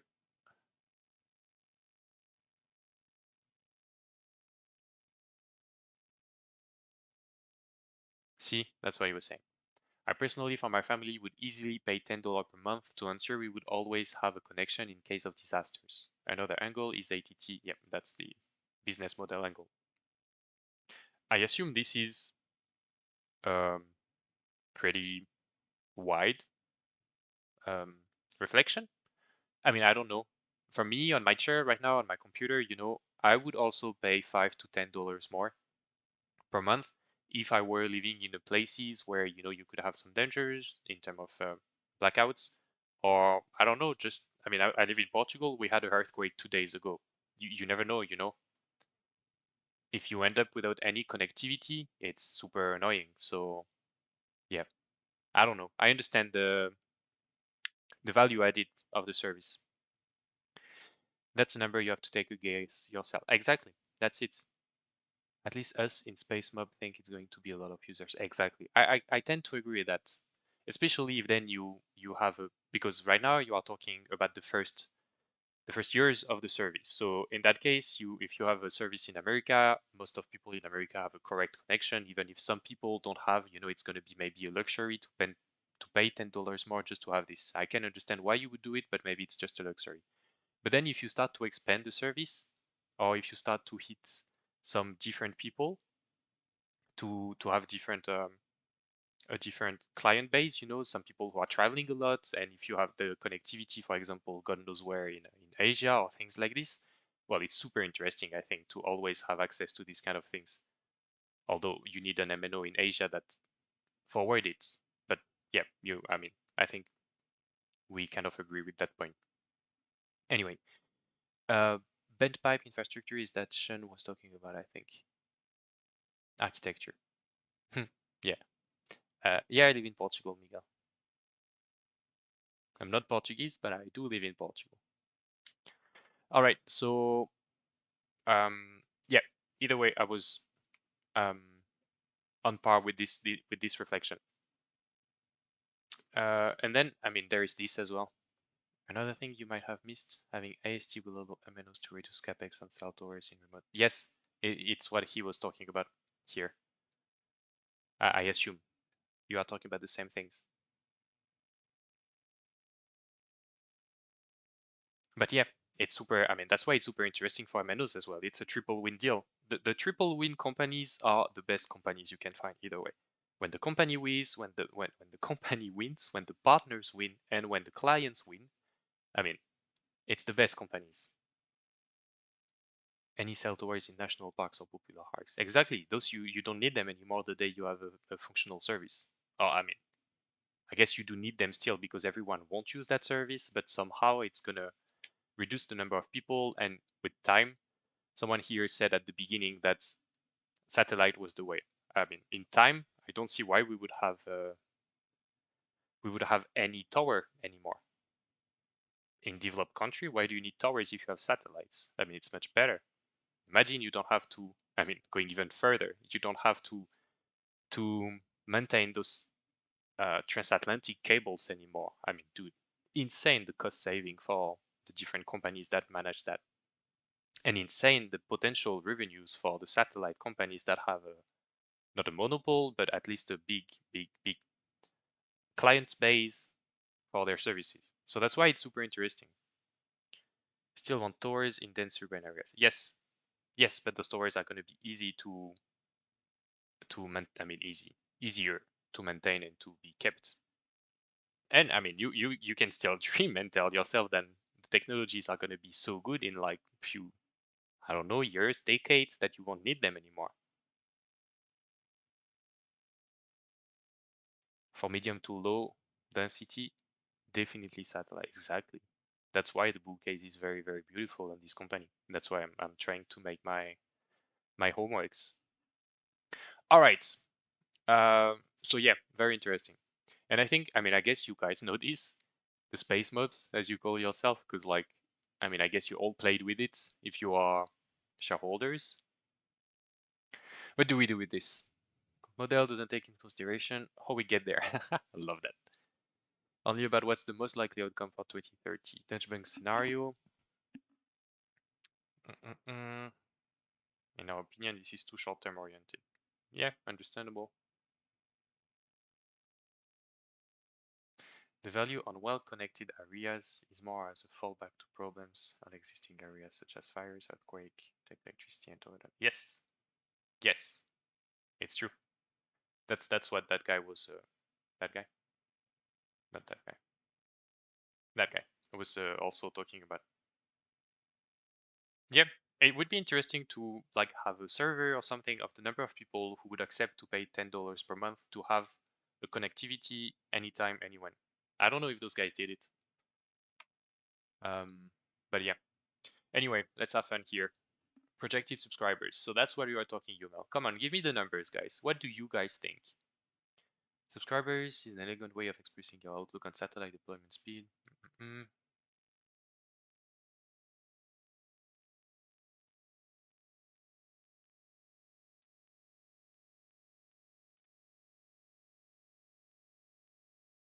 Select number of subscribers here without any concern from regulator potentially preventing some subscribers from accessing the service. Okay. 30%. Okay, that's great information. Vodafone Vodafone amount users so service.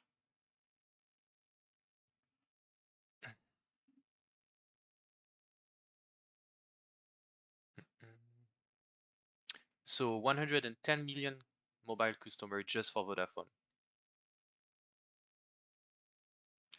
I think we asked, it was what, 1.8 billion, you guys told me? I wrote it.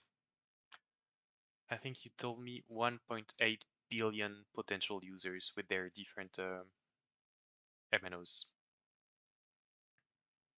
I dreamed, I didn't write it. Dun, dun, dun, dun, dun, dun. Technology, whatever. Business model. 2.8 billion, sorry. So it's 1 billion, almost 1 billion user if we assume that this Vodafone stat is true and everyone, I mean, every operators has the same stats. Okay, so it's not even in the, it's not even in there. Nice.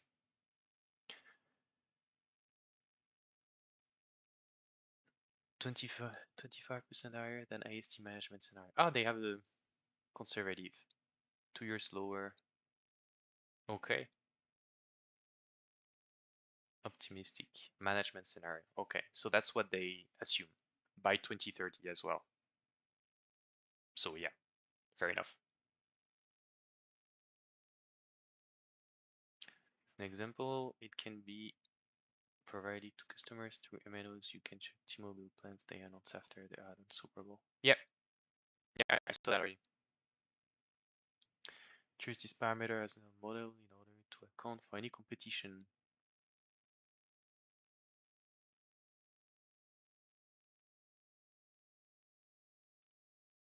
Okay. Okay, so this is the complete numbers of subscribers and then the competitive pressure, meaning that the rest take those following AST need to watch the market development closely. Okay, I understand. Regulatory blockage. Dude, we are so fucked in Europe. So fucked. Okay. Yeah. Zero date by 2030. That's pretty optimistic. They are at what? We checked here. It's what, millions? Yeah. Okay, it's not that much. 150 millions.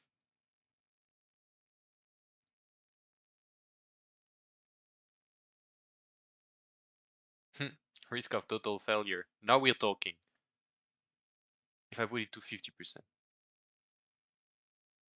I mean, this should not even be a metric to my opinion. If it fails, it fails. Doesn't matter then.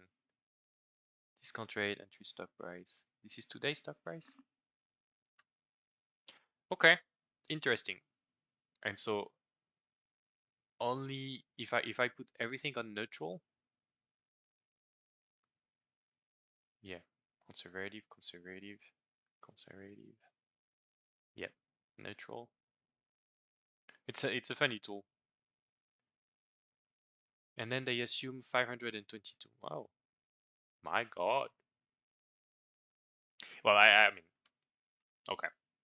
I think this is great and all. It's funny to use, but the truth is that at the end of the day, we need the fundamentals to work and the business to. This is what we should be concerned about. But this kind of tool is still kind of fun. Still kind of fun.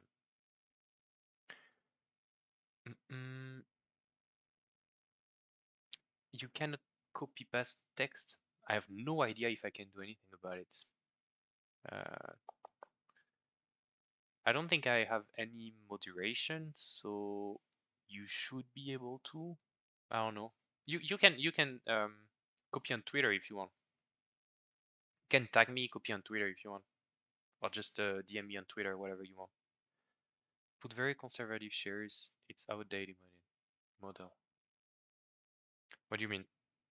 Uh, Shares outstanding? Very conservative. How many do they have? 190. And right now, I checked already. They had 130. Yeah, I mean, they would have to grow like 40%. I don't know. Depends how much cash they need. I think I've seen someone who was doing. I have so many. Yeah, here. $1 billion in cash, cost including the launch is 21 million per sat, said in Q3. I have it. Investor relation, cost, maybe launch. I don't know. Cost. Mm-mm.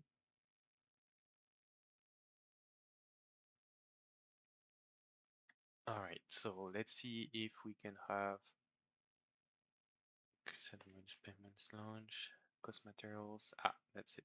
We currently expect our average cost of direct material and launch expense per satellite for Block 2 constellation to be in a range of 20 millions, basically, as a result of actual launch costs recently contracted. Okay, that's interesting as well. Because they need 45. Calcul. It's easy. They have 5 right now. They have 4 ready. No, that was not shared. We have to wait for the next earning to see. So they need 40 satellites at 20 millions each. It's a bit less than 1 billion. I don't know why. I mean, I'm a bit tired now. Don't judge for my, for me using the compute thingy to do this. So 800 and uh, financials. What did we say? They have 500 in cash, plus they have operation and everything. How much do they use? Um, they should not have costs yet, but they have expenses. What, am I blind? Or we don't have total expenses here?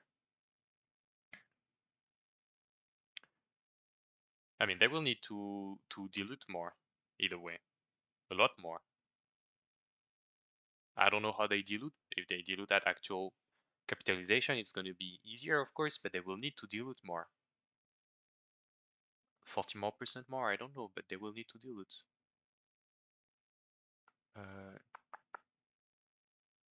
Total, it's here. So they use what? Yeah, I mean, yeah. Can I put per year? I'm lost. Yes. This was annual. My bad. Damn it. Okay, so sorry, I thought it was per quarter, so maybe less violent than I thought. But they need what?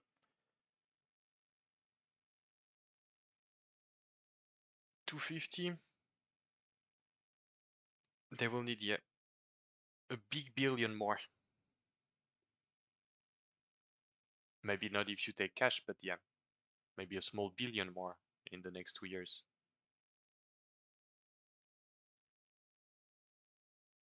No? Am I completely off here?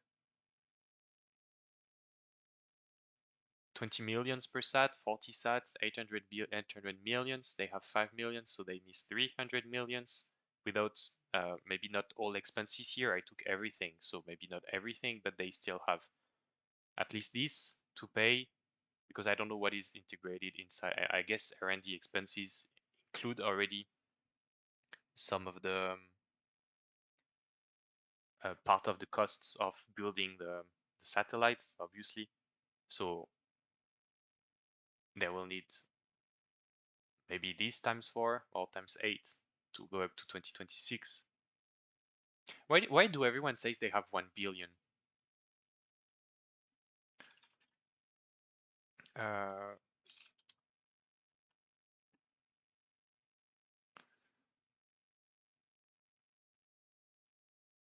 if FinChat is not up to date, I will be very angry. Angry. I'm also hungry, but that's something else. No, that's not a good one. Closing, pricing. Yeah, that's it. They are gonna finance themselves like this. That's great. Where are my blinds? Update in third quarter. Doom, doom, doom. Balance sheet. Cash. Guys, you are short 500 millions. Restricted, prepaid, non-current assets. That's not cash. Sorry, I'm gonna read a bit. The time you react to me telling you are 500 million short, I will read what you have to say about that. Hi, Fanky. T-Mobile recently added Starlink to their top-of-the-line plan. When one of the major carriers does that, the other two usually follow shortly after. Okay. Satellites cost 21 million. Yeah, that's something to consider. 2Z and AT&T. Okay.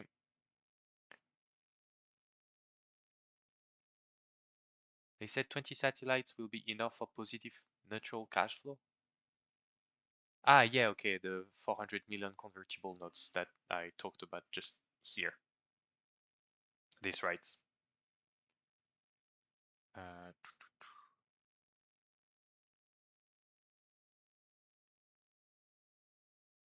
I'm sorry. Is this two different things? 23 of January and 27 of January? Hello. Cannot open. Wow. Um,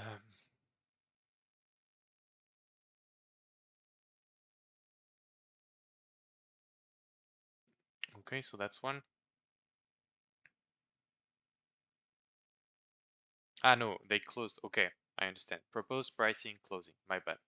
Damn it. Okay, so it's 460 millions that they have, right?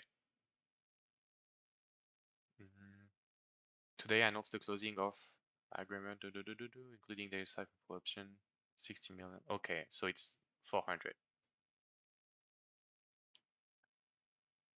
We're nearly okay, so I understand now.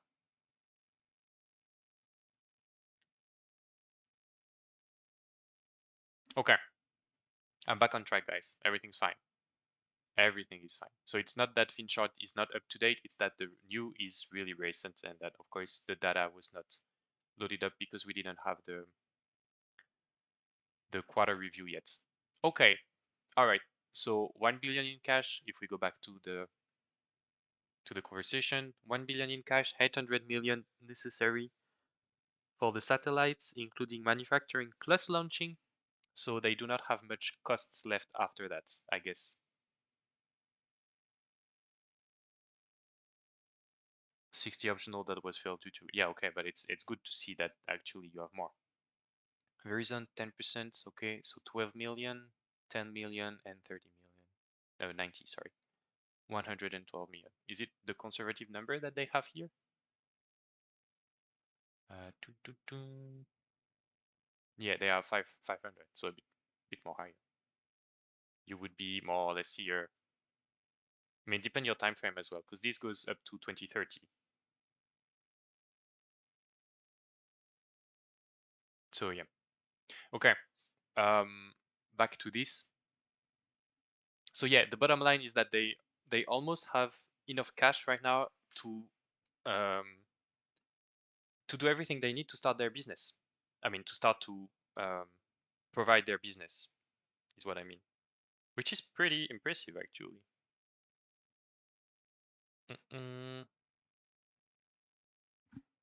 All right, all right. Okay, so we are here since 2 hours and 20 minutes. 2 hours and 20 minutes. It's getting a bit tough, guys. I have to admit. Um, it's getting tiring a bit. My head is not absorbing information very well anymore.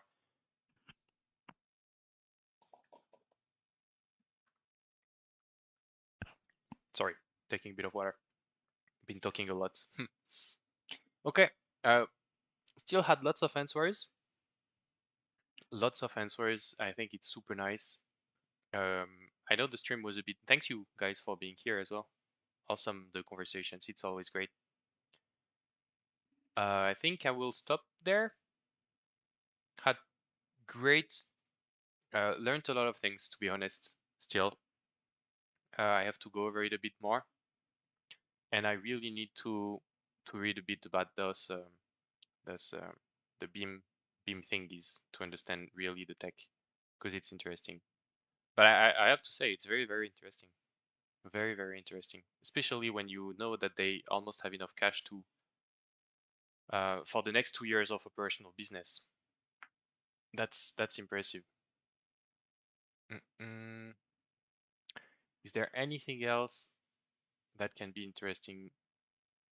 I mean, there are plenty of things that are interesting to look at, but small subjects. I guess I will ask my question again, guys. What's you as shareholders or interested persons? What are you looking at right now? Like, what is your biggest concern? Like the most important information or whatever most important metric uh, that you are looking at to confirm your bias bullish, your bullish bias.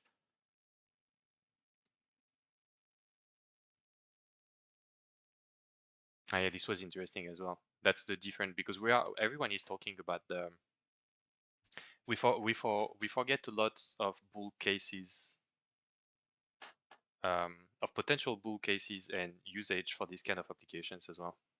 We talk about global multi-bill activity, connectivity, but we forget a lot of things, yeah. Especially governmental things. Aviation, air transport, yeah, as well. Very, very interesting. Because that means that, like, say, companies can use it as well. Like you can imagine I'm speedballing, maybe I'm wrong, but you can imagine to have an airline company to have contracts with whatever AT&T or whatever MNO to provide this kind of service inside of the plane as well. It's also very, very possible, right? So that's possible for trains, that's possible for planes, that's possible for boats, that's possible for any transportation system. It's not only consumers and consumers, it's also businesses that can use these kind of systems. Mm-mm.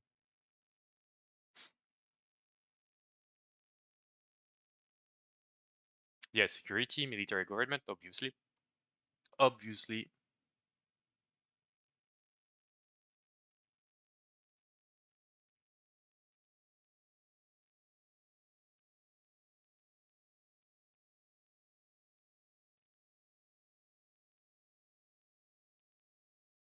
Drone technology and autonomous system. Okay. A bit further down in the time.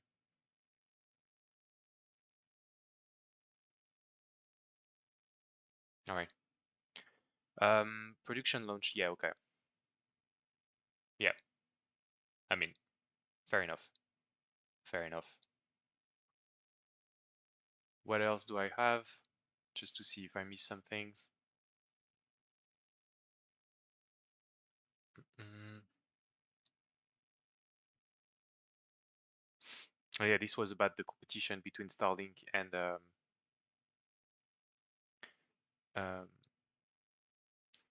AST, but I think this is a close subject, no competition. Ah, there are the patents. Cool. Yeah, I said I was off and done, but we'll just go over all the links to be sure I don't miss anything. Patents up here. I will actually take this one so you have the reference. Oops. Bah. Uh, okay.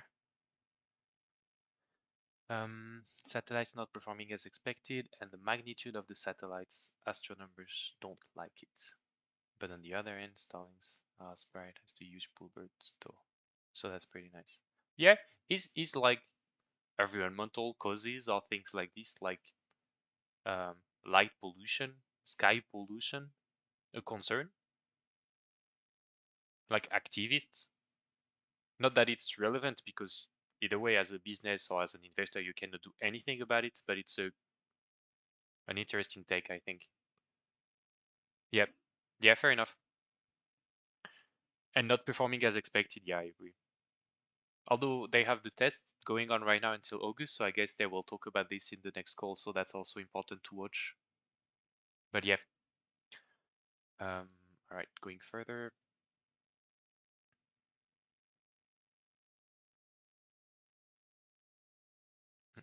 Yeah, okay, difference again.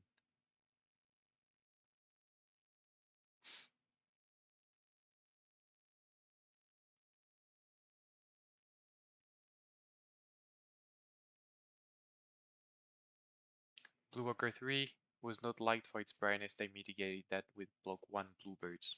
Ah, so they thought about it. No, I don't think neither that, I mean, I hope they do not have enough political, but you know that they can be very, very noisy if they want to. Angry people are very noisy, even if they don't have power. But I mean, I agree with you. As an investor or whatever, you should not.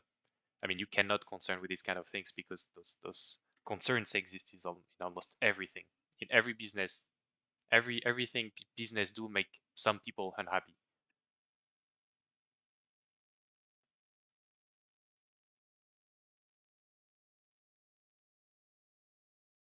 They need to adjust their brightness for block 1 bluebirds. They care. Yeah, I mean, AST cares because they don't want to make people angry, and if they can do something, it's better to do it than not, I assume.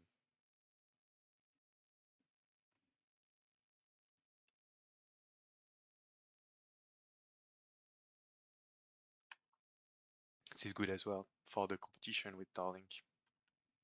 Because this is something that, I mean, you have to understand as a newbie. I guess you went there as well, so it's not like you have to understand. But as a newbie, this is a big question, I think, because everyone hears about Starlink. So it's very hard to understand that Starlink is not really a competition at the end of the day. Not that they cannot be a competition, but just that as of today, they are not a competition and they are far behind. Mm-mm.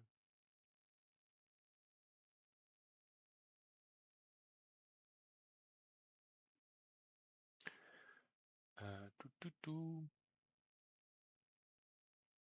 Yeah, see, I mean, this thread is exactly what I was talking about.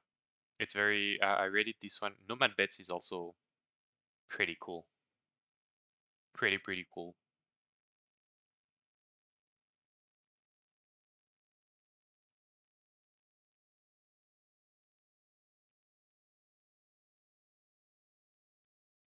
Yeah, same image than the post earlier. I guess that's a pretty big, I mean, a pretty shortened bull case. It's a good one, actually.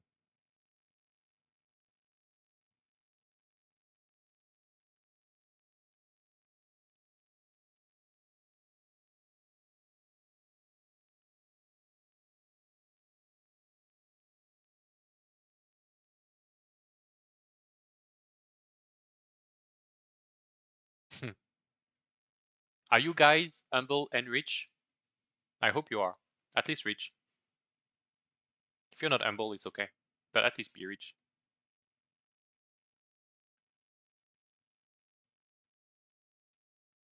Yeah, that's Grok.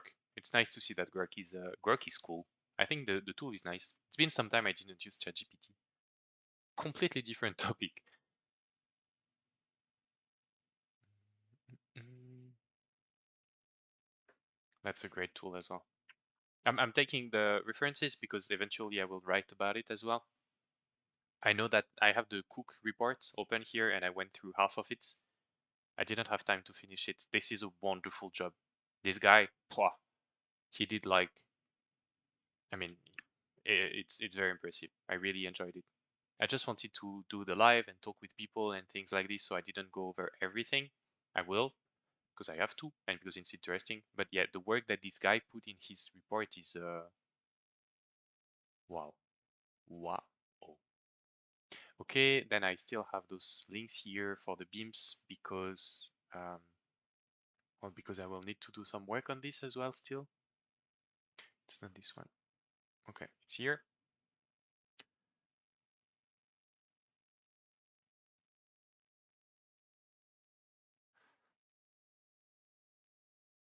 Thanks, Funky man.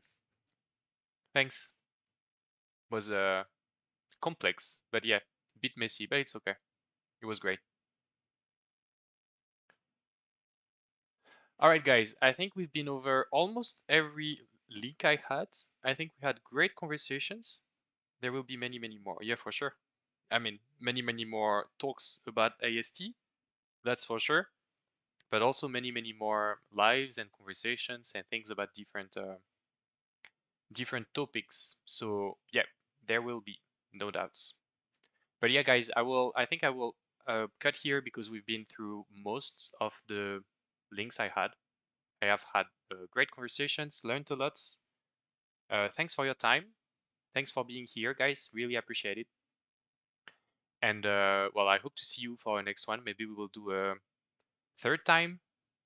I mean, third because the first one was yesterday written. This one was stream. I might do another stream after I get the ideas and I finish I understand all the beams theory here. And it would be great to maybe have a third time, a second stream where I just go with the bull case and maybe we can dive a bit more in the bear case. Maybe we can read on the SpaceX competition, other competition, and go more inside of the risks instead of really focusing on the bull case and on the interesting fundamental part of the business. Once this is understood, we can dive a bit more in the risks and the competition side of it and everything. So yeah. All right, guys. Thanks a lot for being here.